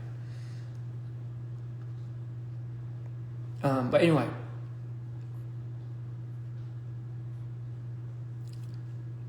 tour happened, and you could imagine it's every fucking thing, every worst nightmare. We put so much money into the production, which we did not design. Scott had his ways of setting up the tour. So even from the element of bringing that tour to life, like, that was all in Scott's budget. Like, I don't know how much he spent. He spent like a fucking shit ton of money in that, but that was all production. Like, that was all of that. And my only thought was like, damn, I finally get to see the fans. I finally get to perform in front of our crowd. And, like that was the last of my thoughts. Like, that, you got to understand that was meant to be what I was excited for, like, bringing Mido to life, being able to see the fans that I finally reached was like something that was so important to me. But the fact that the matter of the fact was, like, it just, like, that was like, I couldn't even process that. And then we did one show, we did one after the other. We started in the States. And with each show, I remember, man, like, I was like, after I did my thing, it wouldn't even feel like I'm the artist. I'll be like, fuck, I'll go to Tarpin, I'll tend to him, because I'm worried. That was the first thought I had. As soon as I finished my show, I think, fuck, like, is this guy okay? Is this guy all right? And I'm sure you've seen his documentaries and stuff, but like, he's like, those moments where you see in the green rooms where he's having a hype, that's all real. Like, that was like pretty much most of the fucking shows we did. So there was no time for me to process how I felt about any of this. But you guys got to understand, I knew there was like a big part of me that I wasn't addressing, and that was like, I thought this was meant to be your salvation, man. I thought this was meant to save you, not kill you. And that one thought was a thought that drove me into oblivion. It was like after the 10th show, I think, I started cracking. Because why? There was no support. Tarbin was smart enough. He found Hyunsu. Like, he found that guy to go with him on tour. I'm not used to that. Like, I don't know what managers are. I don't know. I've never had it. So there was no real support system for our artist structure. And this is one thing I realized during that period. I was like, damn. So this is what we need. We need more support for our artists. It was such a unusual. But here's the reason. Being an artist myself, I think that's what I can kind of now understand is what is needed. I kind of always thought maybe I was the support for live, but now not being able to differentiate that and really kind of split that off.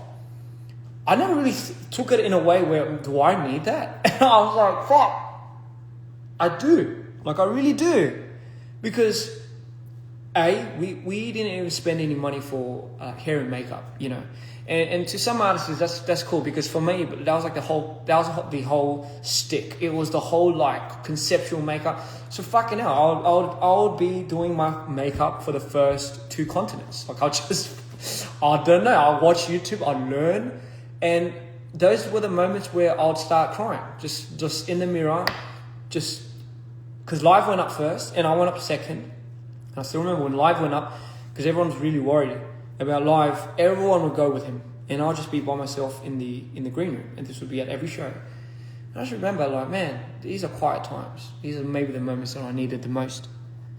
But was I dying inside? Yes. Was I fucking about to throw up and get destroyed because of how my mental state was taking a spasm? Yes.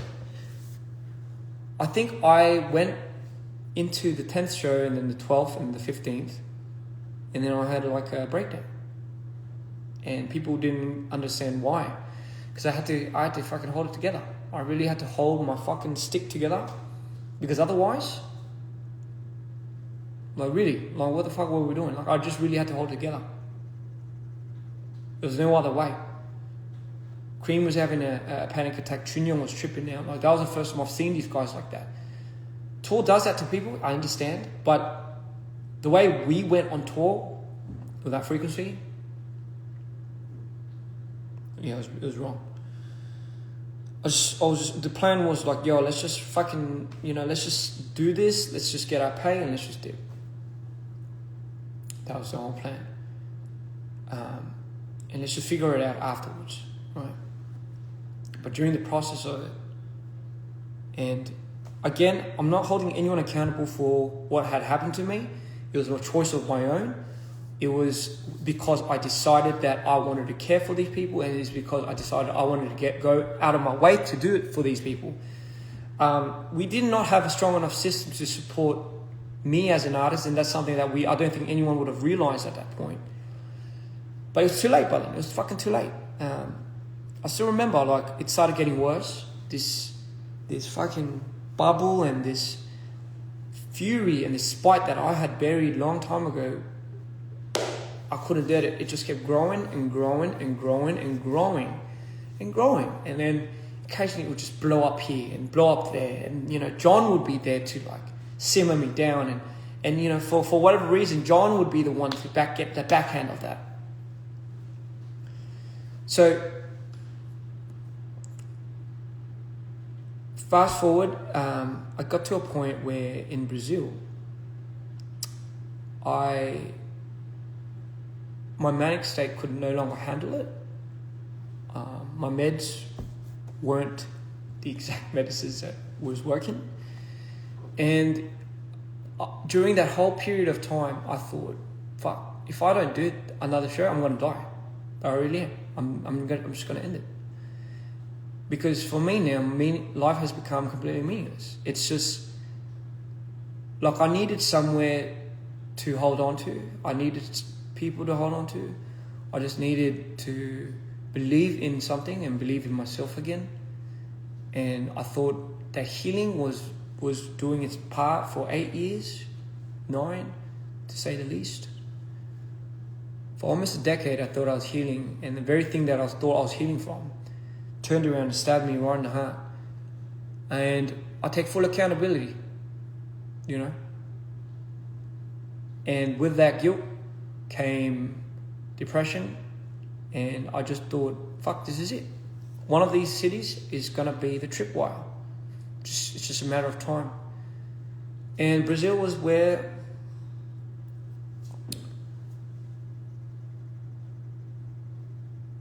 I made my first attempt at killing myself. And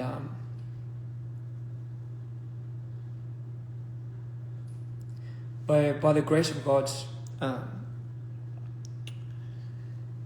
John walked in, I think just in time, and I was sent to the ER.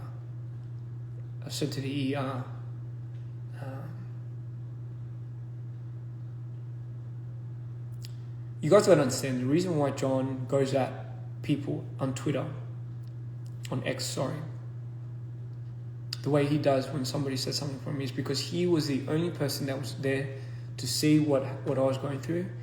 The only dude that fucking went traumatic, got the traumatic end of it, and still stuck through. None of the other boys, none of the other fellas were there to see that. And again, that's not to say it's on you. It's not to say that everyone was a victim. Everyone was going through it. How can I see somebody that's fucking going through it, and how can I show them that I'm bleeding? But at the same time, my mind, you got to understand, this is why context is important. This is where I was coming from. I thought this is the end, and it just happened. I was like, fuck, can't take it anymore. I was like, fuck, here you go. Is this what you wanted? And then yeah, Brazil would be the first attempt, and I'll come close to it. Still wouldn't give a shit. And because honestly, like, there's nothing more to lose in life, really. And I thought about my mum, even called a few of my parents. Some of my friends. But when you're that fucking gone, you just, and you black out. I can't control my fucking manic state. I can't control my other states. I just can't fucking do it. And I know this is why it gets so fucking tricky with the whole DRD thing. But guess what? Fucking went to the hospital, stitched me up really good. Lost a lot of blood, but I was a bit sick, couldn't walk properly. They told me that I needed to recover, but we had our show the next day. And nobody knew about this except Jeff, Rami at the time, thank God she was there, and John, and our security guard, our bodyguard. I told everyone, nobody has to know. Nobody needs to know this. Because everyone's fucked up in their own minds. Like, what the fuck would this do? So, I'm sure our fans have noticed it back then. It's not like it was it's not like I could hide it. But I did.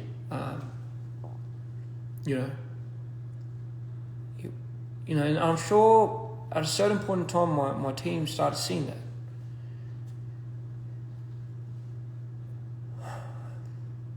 Started seeing more than one, and over the next period of time, it would develop into like a series of how do I distract myself, how do I find ways to live another day, how do I fucking just go through this, and the switches, oh my fucking god, the switches were so bad. I needed to be on such hard medication to just be able to turn one off. And when another switch happens, it splits off into like fucking two more, man. I just black out my blackout intervals would go from about a day, long years ago, it would go from a day to now like a couple of days. I black out on stage, go to like a week, and eventually by our 45th show on Sydney, our 45th show, that would be the day that I knew I couldn't do the 46th. Sorry, our 45th show was our last show in Sydney. Our 46th show was our show that was meant to come in 2 months in Korea. I don't know, I woke up and I'm like, I'm in Sydney. How the fuck did I do 45 shows? And I opened my eyes and like, we've got to do one more. And I still remember. I told everybody at that time, I was like, I can't do this. Like, so rarely do you see me say, go back on a plan or go back on something that we were meant to do. So rare. But I knew if I did this show, like I knew at the state that I was at, if I went through this show, I would, like I don't know when I'd come back. And if I didn't come back,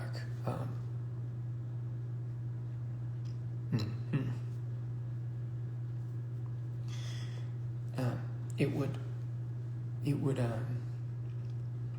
like, I've never been more terrified in my life. Yeah. Never in my life have I been more terrified about opening my eyes and not realizing what I had done or who I was with or where I was at or what had just happened. And here's the thing. when you get to that state and you look around and you see the people's faces, and the reason why the reason why people couldn't really take it was because, the first thing they said to me was like, you're going to put these people in debt.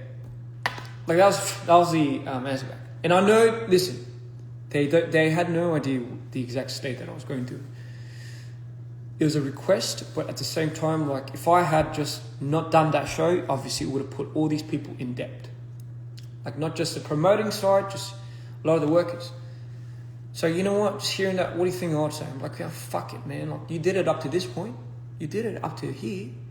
Why not? Just fucking, who cares? It's not about you anyway. Just fucking go for it. And I did it. And I went on stage and I blacked out. I blacked out for what? How much was it? A month. Exactly a month. And the saddest part is I woke up in Korea. I woke up in the hospital. Getting fucking stitched up again. And then I was like, man, what happened? What the fuck happened? I was doing a show in Sydney. And then you understand our support system, like Rami at the time was on deck. She's filming all of this. And the reason why we record all of this is not just for me, but for us to understand what is happening with me. It's like a log where I can't. There's only a certain amount of time when you get to a point where you ask somebody and they won't tell you. So you get all these trust issues from people not really telling you exactly what you did and what happened. And a month is a fucking long time for you to black out. So I was like, please, with all due respect, I deserve to know what had happened or what the fuck's going on. And then we went down our list. And, like in Sydney, after that happened, that's when my high school mate, my best mate from school, Ronald, appeared. And he just came for the show. Like, bro, the dude just came for, to support me, as he always does. He didn't know what the fuck was going on. Special DPI, he just saw me switching and he was like, this guy needs help. This guy's in trouble. I've known this guy since high school, and he's been the same ever since. So I was desperate. I was so desperate. You don't even fucking understand. I was desperate. I just needed anyone by my side. But I didn't have the audacity to even begin to ask Tarbin or even, you know what, Cream stayed around for a bit. Cream was like, you know what, like he tried, but it's not on anybody. Like anybody in our situation at that time was going for it. They're fucking ruffled up. But I was like, fuck, I'm gonna send it. So in Sydney, apparently, looking up all the shit that was shot, and I made a few more attempts. Ronald saved me. My other friends saved me. In all, while all of this was happening, Jeff was keeping monitor of all of this. So he was sending all these people to help me out. He was orchestrating a lot of these things to pull me out of these moments. No one else was there. No one else was fucking there to see what was fucking going on and being rattled. Nothing. Even I wasn't there, So, just fast forward, Korea, woke up. Oh, what's going on now? Oh, no, this happened in the hospital, this happened here. First, and you were like, man, in your psychosis, you were like, yeah, you said you needed a team. The first thing you kept calling out, you need a team. So I was like, man, maybe I do care. Maybe I do want to survive. And we had another show to do. We had to reinvent the whole fucking thing. And apparently you're like, yeah, you're halfway doing it. You're halfway done it. I'm like, so in my psychosis, in my manic state, I designed half of the show already, and all we had to do was end it. But I know everyone was think about it, man, 45 shows at that state, fucking do your head in. But I was like, man, what would it mean if we didn't do this and we're just proving that to the world that we could do this we can't do this without squat. Like, are you just proving that, guys? Because everyone wanted to pull the plug because they saw the state I was in. And I'm like, what? Now you guys want to pull the plug? Like, now you guys want to fucking... So now we were talking about it. And it just something switched in me. Something clicked. And I was so pissed off. And I was like, you know what? All right, I get it. But we have to do this show for my sake. Because for me, my deal was, if this show doesn't prove to me that what we do is worth anything here, like at least what I think personally, what we did, like doesn't come to any part of what we believed in, I'm just gonna fucking, this is gonna be the end of it. Like, I'm just fucking doing my head in. This is it. Like, give me the affordability of actually just doing this with you guys, showing it to you guys, showing us that we don't need somebody like that, and we can orchestrate it simply by us. Let's show them that we can do that. You know, I went full fucking tyrannical on these guys, and that was the first time I ever did that. Forced everybody to just do this show, you know, because if it didn't, it meant I was gonna die. But I didn't want to fucking put that on anybody. But I just needed, you know, I was just desperate, guys. Like, you guys, I don't even know how to fucking say it. I just needed something. I needed someone. And I needed something that was real. Just something that was real. You know, our fans would obviously be devastated. But trust me when I say, you know, you guys were, for me anyway, the reason why I try to hold it together with every single show I did. I didn't want to give you the impression that this was like, I'm crumbling, or this was crumbling. I wanted to give you the impression of somebody that was like meeting you guys for the first time, hearing your stories, and fuck, those are the moments that brought me back. Those little walks I had back to the cars, and hearing your stories about how this saved your life, and I was like, man, this has to mean something. Like, yeah, this is something. But, you know, internally, like, all of this was fucking going on. What I did, what he did, what they did with this and that. I'm like, fucking hell. Just fucking hate stuff like that.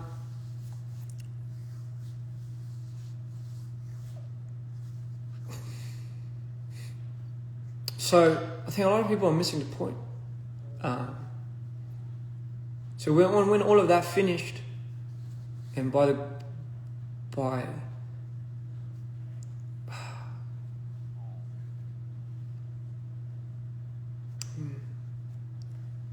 thankfully, it was a show that, you know, would save my life.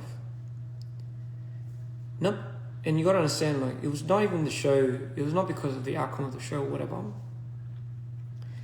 It was when I went back and, you know, I wasn't going to go to the after party. I was just going to end it there. Like, you know what? This is it. I finished it. I did my job. I'm not good anymore. I'm going. And for some reason, I felt like I had to go to the after party, and that's when I saw everybody celebrating and everybody like crying and you know, feeling like they've overcome something so big that it was so inspiring, and I was so in awe when I was seeing this, and I was like, wow. So this is what it was. Like, this was the energy. Like, this is why it was so important for us to do this. Like, this is why it was so important. It was so necessary, sorry. And that's what I took from it.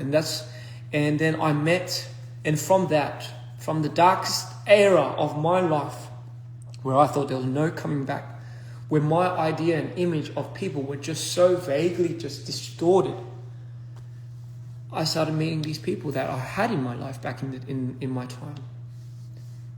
You know, some of which you might know, you know, like Ryu, Jono, Josh. Like, first it was Ryu and his wife Sarah. And, you know, like, that's when I truly believed there was a God, because how could there not be? Like, if we're suffering like this, if I'm suffering and I'm not even allowed to acknowledge my suffering, like, what good is it? Like, what is the good that really comes from it? The good that comes from my heart. What does it all fucking mean at the end of the day? And like these guys that I met during that journey just helped pull me together. I don't know what it was. It wasn't even anything that they said. It was just something that they just brought with them. And just like that, I just went back to LA. Before I went back to LA, I remember putting some of the boys into the room. I'm sure you guys remember what I said. I said, give me something real. Otherwise, you can't leave the door. I was just, give me fucking anything, bro. Give me anything. Anything. Just give me anything. And the fact of the matter was, no one could give me anything.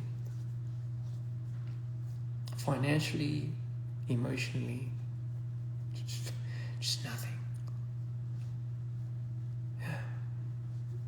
And that's when I knew. I was just, I don't know what to do when I go back. And this is when the talks of the masters started coming up, Tabin's masters. I hate that we have to boil it down to the value of what Tabin's masters were. But the way we built his archive, I guess you would say, Cream's involvement, my involvement, even Scott's, it wasn't very much like any other team's, I guess you could say, involvement in creating an artist. A lot of the DNA of dprian does come from the concepts that we've derived and I managed to put on from mind to paper. We have such a role to play in our elements that it's kind of like a shared property, if you were to say, amongst everyone.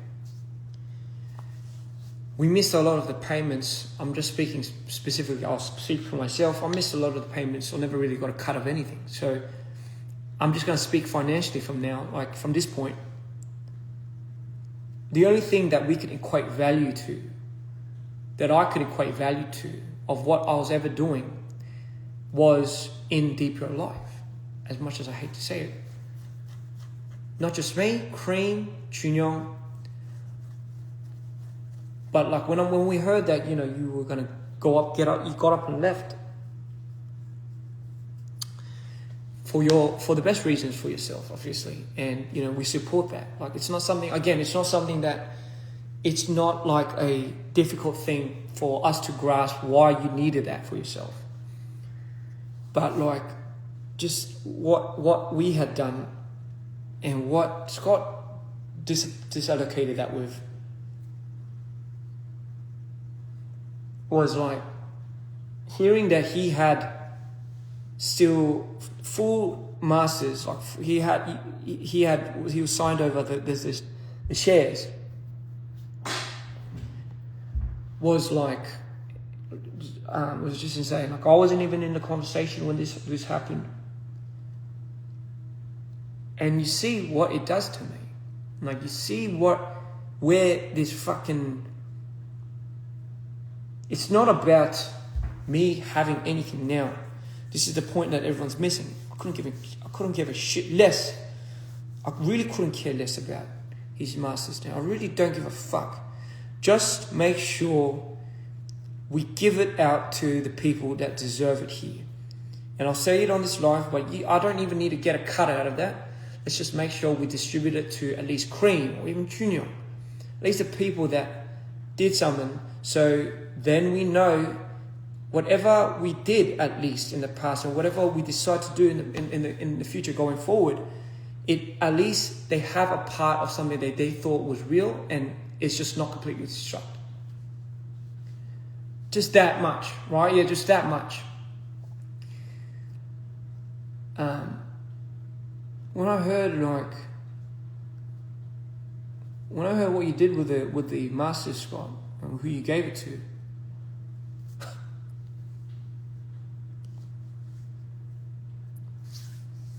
fuck, it does my head in, bro.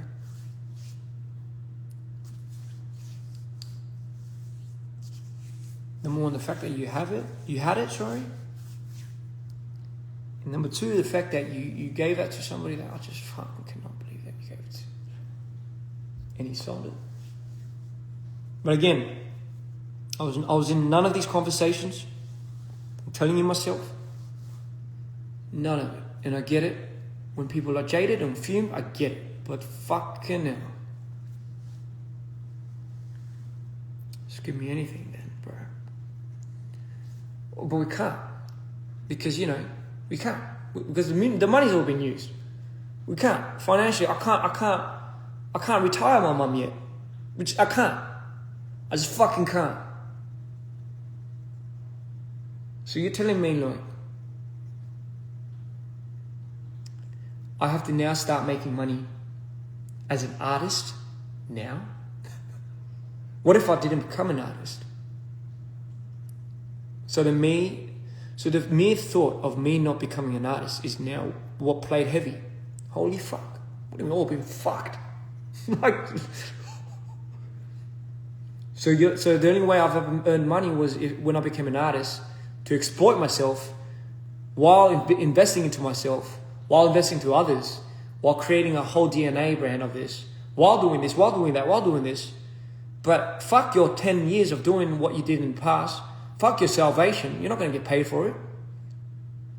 Just start all over again, bro. Start all over again with a new team. Just start all over again. Don't worry, we'll get you your trademark back. We'll get. The fuck does that even mean without you guys? What does any of that mean? What does any of this mean?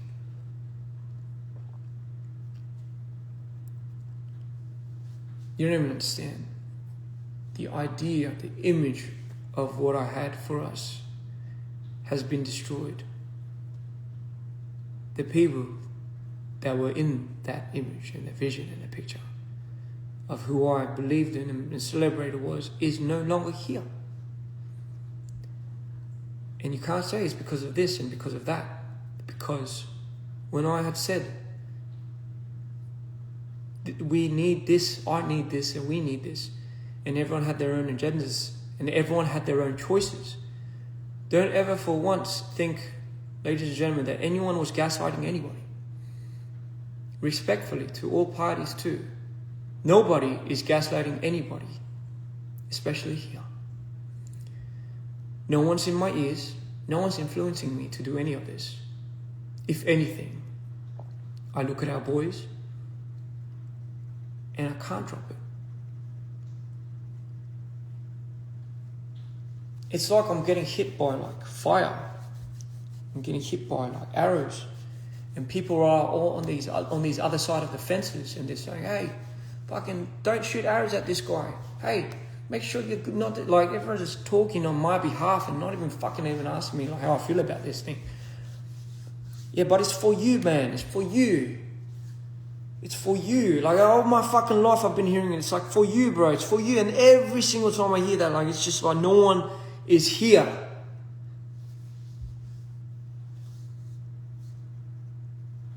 So I don't want to hear that anymore. I don't want to hear it's for you. It's for you. Don't worry, man. I'm getting this. I don't fucking say it. I'm not doubting anybody's intention, and I'm not doubting anybody's will for things, but you have it all twisted.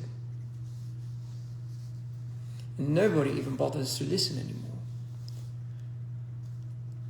You don't think we've tried? You don't think I've tried? You really don't think I've tried?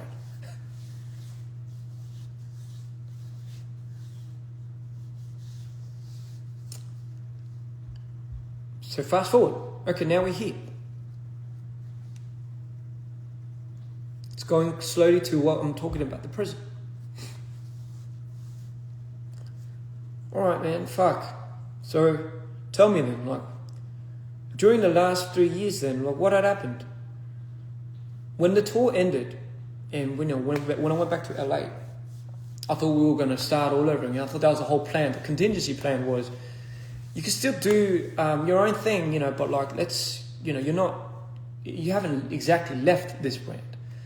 That was the very last things we told you, like, like, hey, like, take as much time as you need, and again, I'm always that person. I'm always that brother that will be here to fucking welcome you when I do. But you know, I told you at a certain point in time that there must be a direction that you choose, not because I want you to choose sides, but because it's going to be hard on you. And I know you remember me telling you this. Me doing this from ground up just does not make sense. Just does not make any sense. Like I'm 35 now. I don't have it in me to start from my own capital, start from ground zero.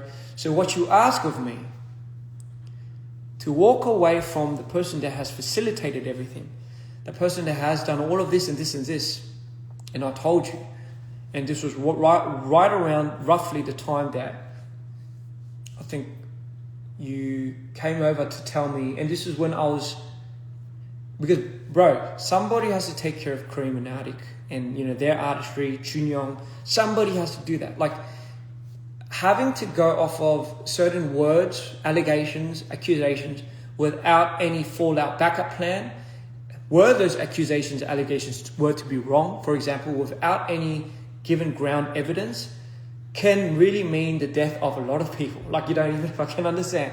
If we don't have a contingency plan, if we don't have a backup plan, realistically, the boys and everyone are just going to be, there's going to be no place to belong. Like, everything is going to fall apart. A structure, a system, like whether we hate it or not. So until, this is the one thing I told you was, and you know, this was the period of time when I was making stuff for Do or Die, and I was helping Artie with his music video. I was shooting it. I was doing his songs for that. And you had come over, and you know, we had talked about this. And I remember the last conversation we had with him was, bro, let's just give me hard ground evidence. Otherwise, I can't just fall on words, and you can't, and I hope no one can blame me for that because of just all the shit that I went through. And it was just, I needed something to be real, much more real, other than just like something that is just like, this was meant to be like this was meant to be like that. And for whatever reason, I was like, okay, like I'm still open to all of this, man. Like I'm still open to it. As a brother, I love this guy. Like this is just something that, again, was something I needed to make sure I had grounded. Had this give in, I would not be here. Like that is why it's so important, and this is why I'm telling you. Like I do not want to fuck around anymore with my life, me personally. Not telling everyone is doing that, but for me, like there's got to be a point in time where I just got to hold myself and just stop and just follow my intuition. So for me, I just thought, you know what, like until something until something becomes more solidifying, I can't move, I can't budge. So you know why it's such an awkward situation when the dude that I'm trusting, the dude I have to trust, and the reason why I say this is because I went through with my mum, all my attorneys, all my lawyers, and I went through a lot of the documents that, you know, you were filing and I was meant to file, and all of these things that could have been and would have been marks of, you know, like scum, like just fucking auditing. That's what that's what Ronald was there for. That's what I guess your mate Matthew was there for. Ronald was my finance guy. He was in banking business for more than 8 years or something. So if anything, it wasn't like I didn't have these people that didn't know what they were doing. I had the people that were biasedly on my team that were meant to work against these type of people. So while that was happening, I'm sure like a lot of these other third parties were like drafting a scenario of their own, trying to find the means of getting this. And all this spectrum, I'm just looking at this one dude. I'm like, would this one dude, Jeff, right? This guy that got like all these things and gifts and, you know, went through the hardships with us when we were at our financial loss, stuck by everything contractually, like on paper anyway. And on paper, I don't know what we were talking about. On paper. Where it matters anyway. Our relationship with him is transactional. When you're saying, when people are saying like, oh, but he's using you. Yeah, but I'm using him. It's a transactional code. And as long as it's transparent, it's good. But for the most part, for me, because being with this guy has to be transparent with me. He has to be. Like, he can't risk that. Like, you got to understand, like, it's not just, we don't have like these things that like no one's like at risk. Everyone is has something to lose for. Everyone, especially that dude. Especially that dude. So a lot of the things that I'm hearing, a lot of things that I'm reading with a lot of these files and these lawsuits, just doesn't, I don't know, brother, it just doesn't click with me, because I'm like, why would this guy do it at our most demising time when everything is coming to the light? Why would somebody that was with us for those many years all of a sudden decide to be like, oh fuck, after hearing all of this, after getting a lot of these speculations, I'm gonna fucking do you double. I'm gonna double down and I'm gonna just take this from you. It just doesn't make any fucking sense. It just, I don't know, just spare me for me, it's just the talk. I just need some more hard evidence. I know, and it's a bit of an awkward position, guys. The reason why I needed to address this is, do you see how I have to work alongside this business so I can make it fruition to be able to support the team that I have now? Otherwise, it's a very awkward scenario where we're now giving speculation without context to fans, and fans are thinking, man, this guy's being manipulated. Holy shit, this Jeff guy, fucking this guy up. And by all means, if those come to fruition and those are facts and those are something that we can prove later on, and that is bro, I'll admit it. I'm fucked. I'm gone now. I have to go to the psych. I'm done. I'm done for. But imagine, just imagine in a world where we don't have none of that. I don't have no comms. I don't have no information. My mom's working right next to this dude. We have the lawyers on our side working but against this guy as well, and vice versa. There's just nothing, and we haven't done up anything for the last 3 years. For the last 3 or 2 years. For me, it's important because when I look at Chunyo, when I look at Arctic, when I look at Cream and Arctic, and when I look at myself, it just, over the last 2-3 years, just like you have been putting out albums of your own, they needed something that of their own. If I was to start that all from ground up and try to bring it up from nothing again, I just don't have it in me. I just don't. I can't base it. It's just too big of a thing for me to base my life on now. I rather have this somehow figure out, and I just never understood. And maybe this is why I didn't understand why there was so much, why it was so hard for people to get the trademark here, I just never understood this, because I said the dude's representing me. And then I'm like, then people were like, no, but don't trust this dude. But I'm like, but you trust that guy. You have your own man. You have your own dude. And I don't know that dude. And if anything, why would I trust this dude? I'll trust your word. So then remember, that's something we said. As long as it comes from our mouths, we're not going to trust anyone. And I kept that. I kept that fucking key, and I fucking went with it. And I said in our last conversations, I'm like, listen, this is why I want to distribute it. This is the only reason why I want to distribute it. And I'm sure you remember, I was like, listen, this is, I don't need to take a big branch from this. I was like, man, I'm even willing to break it off with Scott, because I believe still credit is deserved where credit is due. What the fuck that means. But for me, that's the only reason. I don't even give a fuck about the trademarks and all of that. If that's what it takes for you to, also be at peace, I'm like, at least give something for everybody, so, we can start continuing on with our lives. And I said, that was it. I don't need to get anything from that. That was the only reason why I wanted it. I didn't want it for any other reason otherwise. Because the whole trademark thing, the whole DPR thing, being able to use DPR doesn't mean shit without you guys. It doesn't. It doesn't mean shit without the team that I thought we once were. And mind you guys, even our OG fans that were there from day one, you don't even know the deep and dirty of all of this. And this is why I think you guys deserve to know where this comes to play. How much some people did for this and this and this, and how much it means something for somebody. Fuck, when people have a go at me, when all these fans are having a go at me for losing you, for being the one to having these malice judgments, for being the one to have lost you, to have gaslighted you into leaving, when I'm the only one that's fucking protecting this brand and just in the hopes of keeping it alive, I'm like, it's an awkward conversation every single time me and the team are here, and we're just looking at each other somebody's like, hey, can we have a DPO live feature? And And I look at this guy, I'm like, no, DPR Live hasn't left yet. Like, but I don't know what's happening because I don't know how, like, I don't know how they're going to resolve. And in the beginning, it was that resolvement, and somehow it led to me, and then somehow it led to Scott coming into the picture again, which I just didn't fucking understand. And, again, and I'll, and I'll go to him and I'll message him and I'll listen. I'm like, you tell me if there's something that you and Tavi knows that I don't about this Jeff guy. Because if you are keeping something from me, that's technically you are acting against me as well.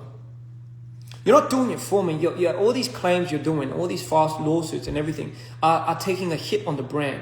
When you make words like, let's scratch DPR off, like when you do stuff like that, it's like taking a big chunk out of me. It's just fucking me up. And it's like, but I got to like explain to these guys, hey, wait a second, guys. Like, I'm trying to keep live alive, but it's not me that's like doing this. Like, trust me, I want us to be who we were more than anybody in the world. Like, I don't like the spotlight. I really don't. I fucking hate the spotlight. I say this in every single one of my shows. I hate that all the focus has now come onto me because that was never the plan to begin with. It was never like, we never talked about it in a way where we're like, yeah, let's just end with fucking DPR Ian.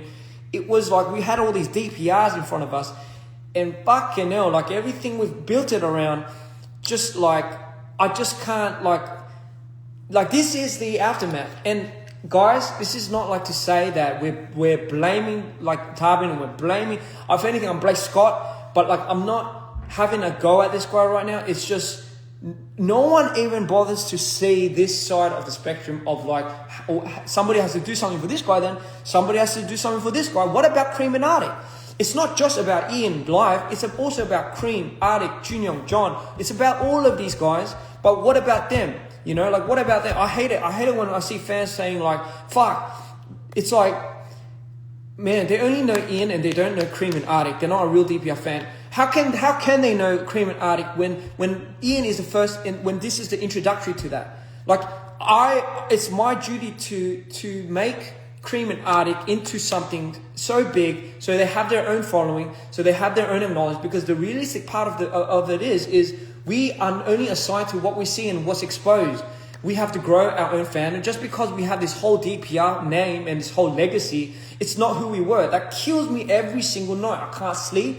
I go down and I close my eyes and I think, fuck, what have we become? And then what do I have to turn up for to my fans? Because my fans need an answer. My fans don't deserve to be in the dark. Half our fans left the minute Live left. So it's just like, all right, yeah, I'm just going to pretend like nothing's happened. And now I have to base it on people's, on words, on some type of affirmation of like, you got to get out, you got to do this, you got to do that, you got to do this. I'm just so fucking, I fucking had it.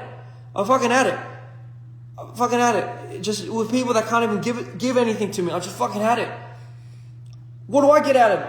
Like people that are saying, oh yeah, you're like, you're exploiting it. What have I gotten out of it except for these fucking scars? Like what have I really gotten out of this?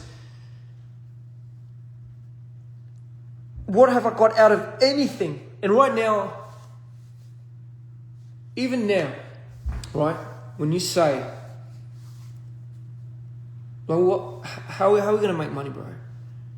I gotta step up my artistry.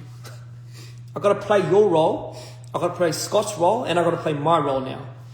And I have to triple the amount of work in order for us to fucking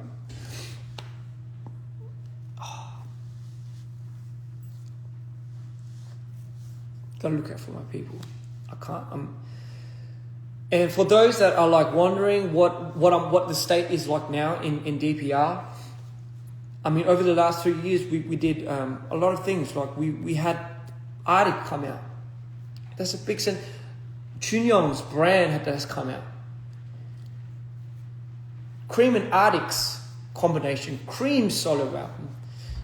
You're telling me none of this, all of this, meant nothing to me, even in the last prior 3 years. Like, it's like we're just kind of funneling through it. It's like, yeah, let's go look beyond this, man. Look beyond it. Come on, don't be stupid. You're being facilitated again. You're being used. You're being utilized in a very unfair, uncanny way. In a very fucking... Like, you're being used, bro. And when I hear that from the dudes that are just out, not even in here, it's like, man, I can't fucking comprehend this somehow. Like, I just can't. Oh, but it's for you and everything. And it's like, all right. But what about these boys? What about these guys? Like, what do we do? The last 3 years have been probably the most turmoil without you, because I sincerely miss you. I sincerely miss how we were. I sincerely miss the team and who we were before. But if things can't come to, if like nothing can come to clear, like even after 2 or 3 years, like, and you're telling me in the 2 years I wouldn't have done nothing.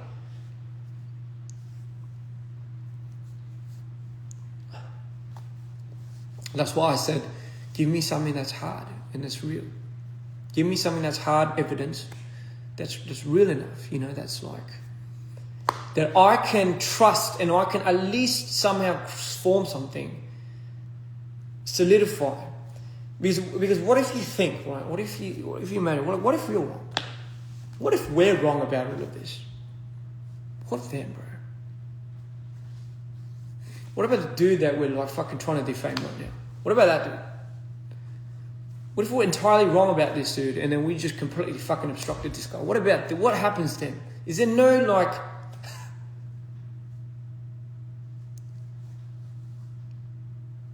I'm in such a fucking awkward position right now,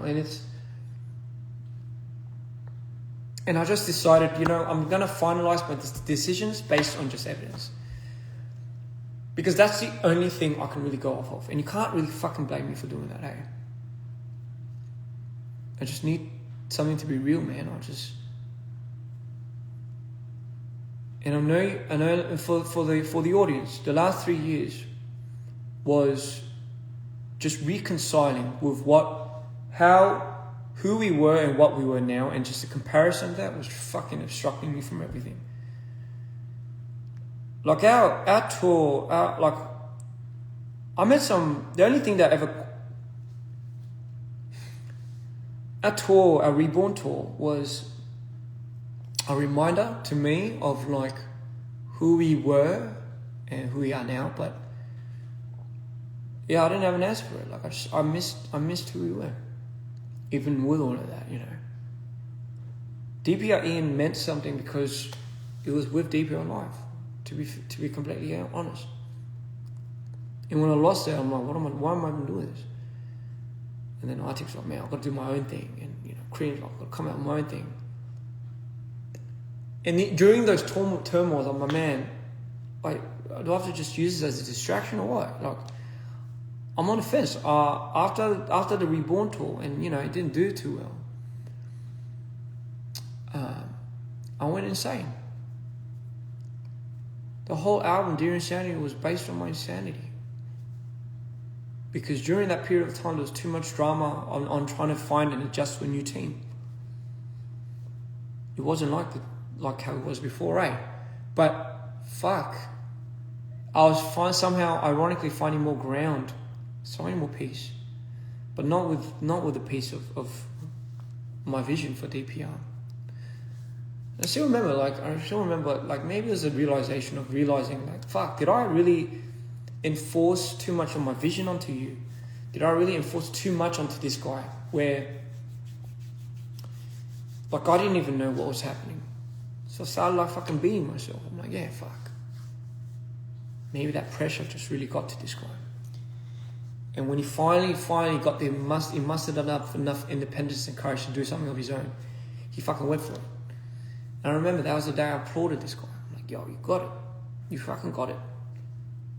But fuck, I didn't know what was being taken away from me in my own district. And it took me 3 years to get over it. It took me about 3 years to get over. And here we are. And, now I'm in a place where I have a new team. We have new structure. Everyone's being treated fairly, financially and everything. And for what, and all of these things that we need to maybe uncover personally later on, like with our things, it's fine. But for the most part, I needed everyone to know the context of what's going on now with me, because everyone's just like fucking having a go at me, everyone's talking for me and all of that. Like, please guys, like, it's, trust me when I say DPR is in my best interest. Again, you're missing the point. Do I have to make it a thing where I have to bring attention to how much somebody does and who does what? And maybe because everyone's making it personal, fucking hell. Like, I hate doing that. I hate becoming like that. I don't agree that I did enough for me to do all this. I agree that everybody had a huge role in this. Everyone went through it. Everyone was a victim. Everyone went through their demise. But the only part that nobody was really listening to or really heard was just my part of it. And I tried to keep from it, but fuck, if I take that context out of the story and what you're looking at is like, I get it. I get why everyone is like thinking that way. And which is why now it was the time I spoke up. It was purely for that, because it was harming everyone here. It was harming them, it was harming him. It was brooding me up. And when I see like instances of like Scott coming back into the picture and like all of that, like just fucking fucks me up a little bit, because it's like, did we not forget? Did we not forget how this all fucking propelled into shape? Did we not forget? So don't come at me for not like controlling myself, my part of that. I did everything I can to fucking hold that to my wit. Oh, fuck. Sorry, I wrote like all these fucking things I wanted to say, but I just went off task.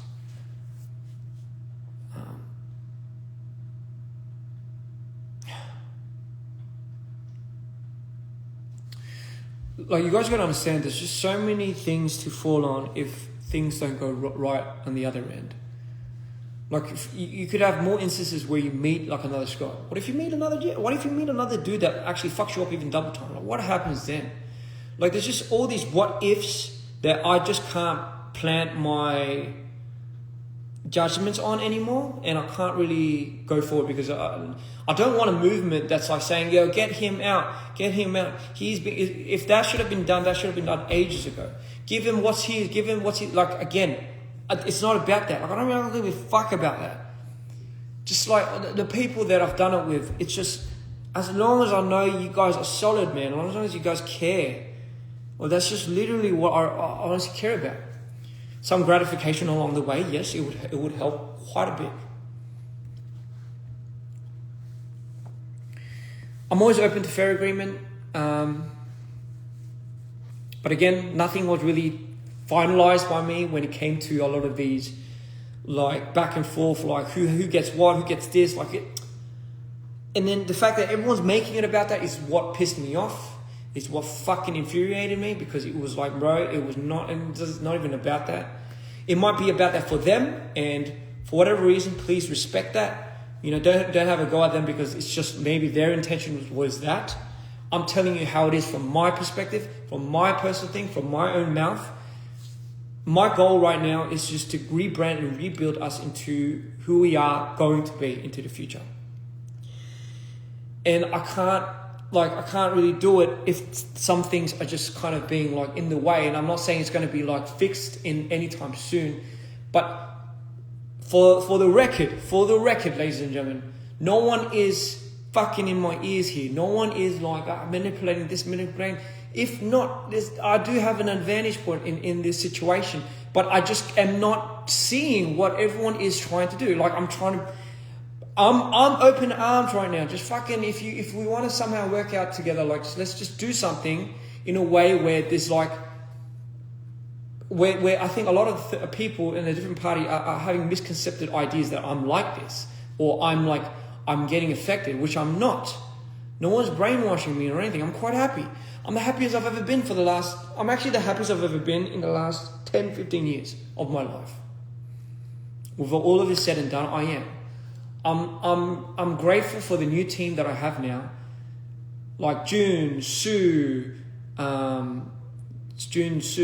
Claudia, Ronald, Josh, Jono, Christina, Amy, Like all of these people, right? Like are at the stem of Amanda. Sorry, so I'm sorry if I forgot your name. Hugh and all of these other people, by the way, are at the stem of what builds the support structure, because they can help Chunyon, Cream, Arctic, and all of these other people that are working in these infrastructures around the clock for us. I'm always going to be forever grateful for that, because if not, I would never have picked myself back up to this very moment. I would not. You know, like it's like we're skipping the whole prologue and we're skipping the whole narrative. We're jumping to conclusions, really. That's really all we're ever done. But again, today was just for me to clear up the air with what was going on and what my life story was. I just needed someone to talk to. I know it's kind of sad that I have to like sit down and talk to a phone and about like all of what's really happened to me. It's kind of like, it's therapeutic, but at the same time it's not, because it's like, it's kind of, I just don't know how it really boiled down to this very moment. Because like, I hate being victimized, guys. I really do. Like, trust me, at the end of the day, I hate being so victimized. So please, like, just, save the pity party. I beg you. I'm good. All of the things that I went through was needed for me to come out on top.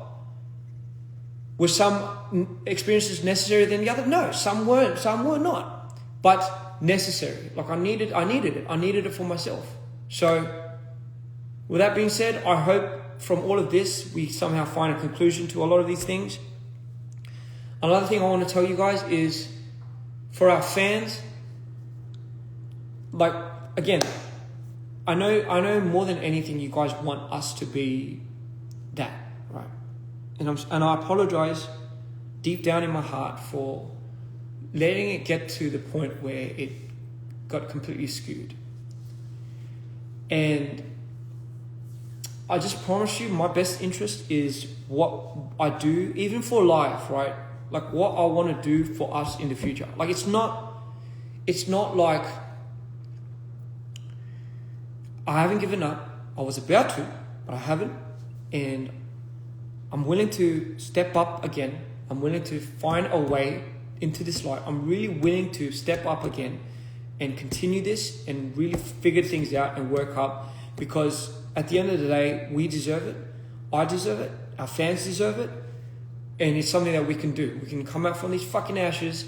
And if I was somebody that gave up, what would I be representing as well, personally, to my fans? Like my fans, I know, struggle to a certain extent with their own problems.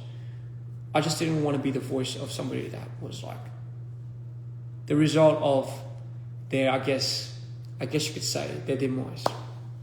And I did not want to give that a go. I didn't want to give a go of me losing. And,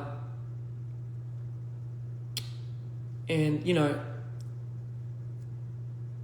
it was a saying that I've learned from all of this. It's like, if you want to show a person who you are, then don't show the person who you think they need. And that was something that was what really got to me, and that's something I've learned. Again, a lot of all these things that I've ever talked about was because we had our own choices. We should hold ourselves own accountability for whatever we decide to do going forward, and whatever we did in the past. Let bygones be bygones, but at least know this. And again, for our fans, thank you for always supporting us. Thank you for supporting Carbon. Thank you for supporting even like, I don't know if you're like, but just thank you for supporting everyone in general. That's what we want. Like, we don't want it to be like this whole war thing, right? And here's another note to add to that. Some people can like some people for a different reason, right? Like, you should never ever bash somebody for liking somebody for a completely different to yours, whether it be more in depth or whether it be shallow or not. Let somebody like somebody for their own reason. It's like a banana, right? Like, we look at a banana and somebody might be like, I like the texture of the banana. I like the way it looks. I like the yellow going to a bit of the brown spots. I love that, you know, that's what appeals to me. Somebody could be like, yeah, but I love the taste of the banana, right? But we shouldn't be at war with the one same fucking banana that we like, right? The banana would just be looking at you and be like, hey, I just want you guys to all enjoy it in your own rightful way. Because everyone has to be innately being able to experience their own experiences in their own way without being judged by it. It's just not fair, guys. It doesn't make you more or less of a person. It doesn't make you more DPR, less DPR. I say this to my team all the time. Just because you're here for a short time and he's here for a long time does not make you any less DPR than she or he is. You know, it's like how the more you know, the more you don't. You know, like I know, and plus, trust me, I adore that we have like this huge pride and this huge thing of who we are. And because that's being so obscured, we reminisce about these nostalgic times like, fuck, I miss when DPR was like that. I miss when DPR was like that. Trust me, I'm the one to do that the most out of everybody. I'm trying to set the record straight. I'm trying to get things aligned. I'm trying to make things work here, while doing these shows and while trying to greet our new fans into this fandom. But let's not shoo them away. Let's, if anything, let's be respectful. Let's be insightful. Let's teach them. Let's teach them in a way. And if they don't speak our language, fine. Don't go to the measures of having to open yourselves up and then them fucking going off and fucking off. It doesn't bother me. It does not bother me. I'm telling you, first of all, it doesn't bother me, right? It bothers me when I see you guys bothered by it. Oh, man, like, it gives me fucking a stroke. Looking at this and just thinking like, oh my God, like, I don't want you to feel invalidated by the way you like somebody. Because here's the thing. What if somebody just knows me, not Cream and Arctic, for example? What if somebody likes, let's another example. What if somebody came across Cream, right? But for that person, Cream is the most important person. Doesn't matter if it's Arctic or Ian in DPR. Doesn't matter. Cream is important to them because Cream saved this person's life, A, B, and C. And to them, you should never invalidate that experience to them because it's innately their own. Why are you taking that away from them? Why are you trying to skew their love for that person? It's like it's the same thing. That doesn't make them not like or not appreciate Ian and Live and you know Arctic and Cream and Chunyong. Like that's not to say we don't want to see that. Like we don't want to see that. We want everyone to just love people for who they are. Some people might like this better, some people might not. Like I know a majority of the people that like DPR Live's music doesn't fuck with mine as well. Like it's just how can you expect people to have the same interest and disinterest in the people? You can have the same respect for the brand, but we don't have to keep edging everyone to speak out about it. You know, we know the love's there. We know our day one fans. We know the pride, and some people have more than the other, and we appreciate that so much. You don't even understand. But at the same time, you know, like, I just wanted to make that clear because I sometimes see these things accumulating and you know, like we favor this and we favor... No, we don't. We don't favor anything. It's just, we're here to just give you guys a show, inspire you, really get inspired back by you. And we love every instances of every moment that we build with you guys. And I mean it, every single one of you. That is what reflects on what we do. And Live could say the same thing about exactly the same thing. Arctic will say the same thing. Cream will say the same thing. Everyone will say the same thing. I promise you. So again, with that being said, guys, we don't have to all get along. I get it, but you know, for the most part, let's just freaking hug and kiss. Doesn't have to be like that. You know, get consent first and then do it. But generally speaking, like, come on, guys. Like, this is just the DNA of us. Like, it's just, I don't know, guys. Like, I don't know how to explain it. Let's not destroy each other is what I'm trying to say. Anyway, I've spoken for too long. I don't know if there's any things I'm missing out. No, I'm not against Tywin. No, I'm not having to go at this. Is Jeff exploiting me? No, he's not. No, he's not exploiting me. What about the Masters? It was, again, we're going to have an open discussion. Tywin's already agreed to this and this and this. Trademark. Was that really the most necessary thing for me? No. Was it necessary for them to make me have it? Probably. You know, where did the money come from before DPR started? And I just told you, such and such and such. And this is why my support for DPR is probably a lot more passionate. And this is probably where the bias comes from.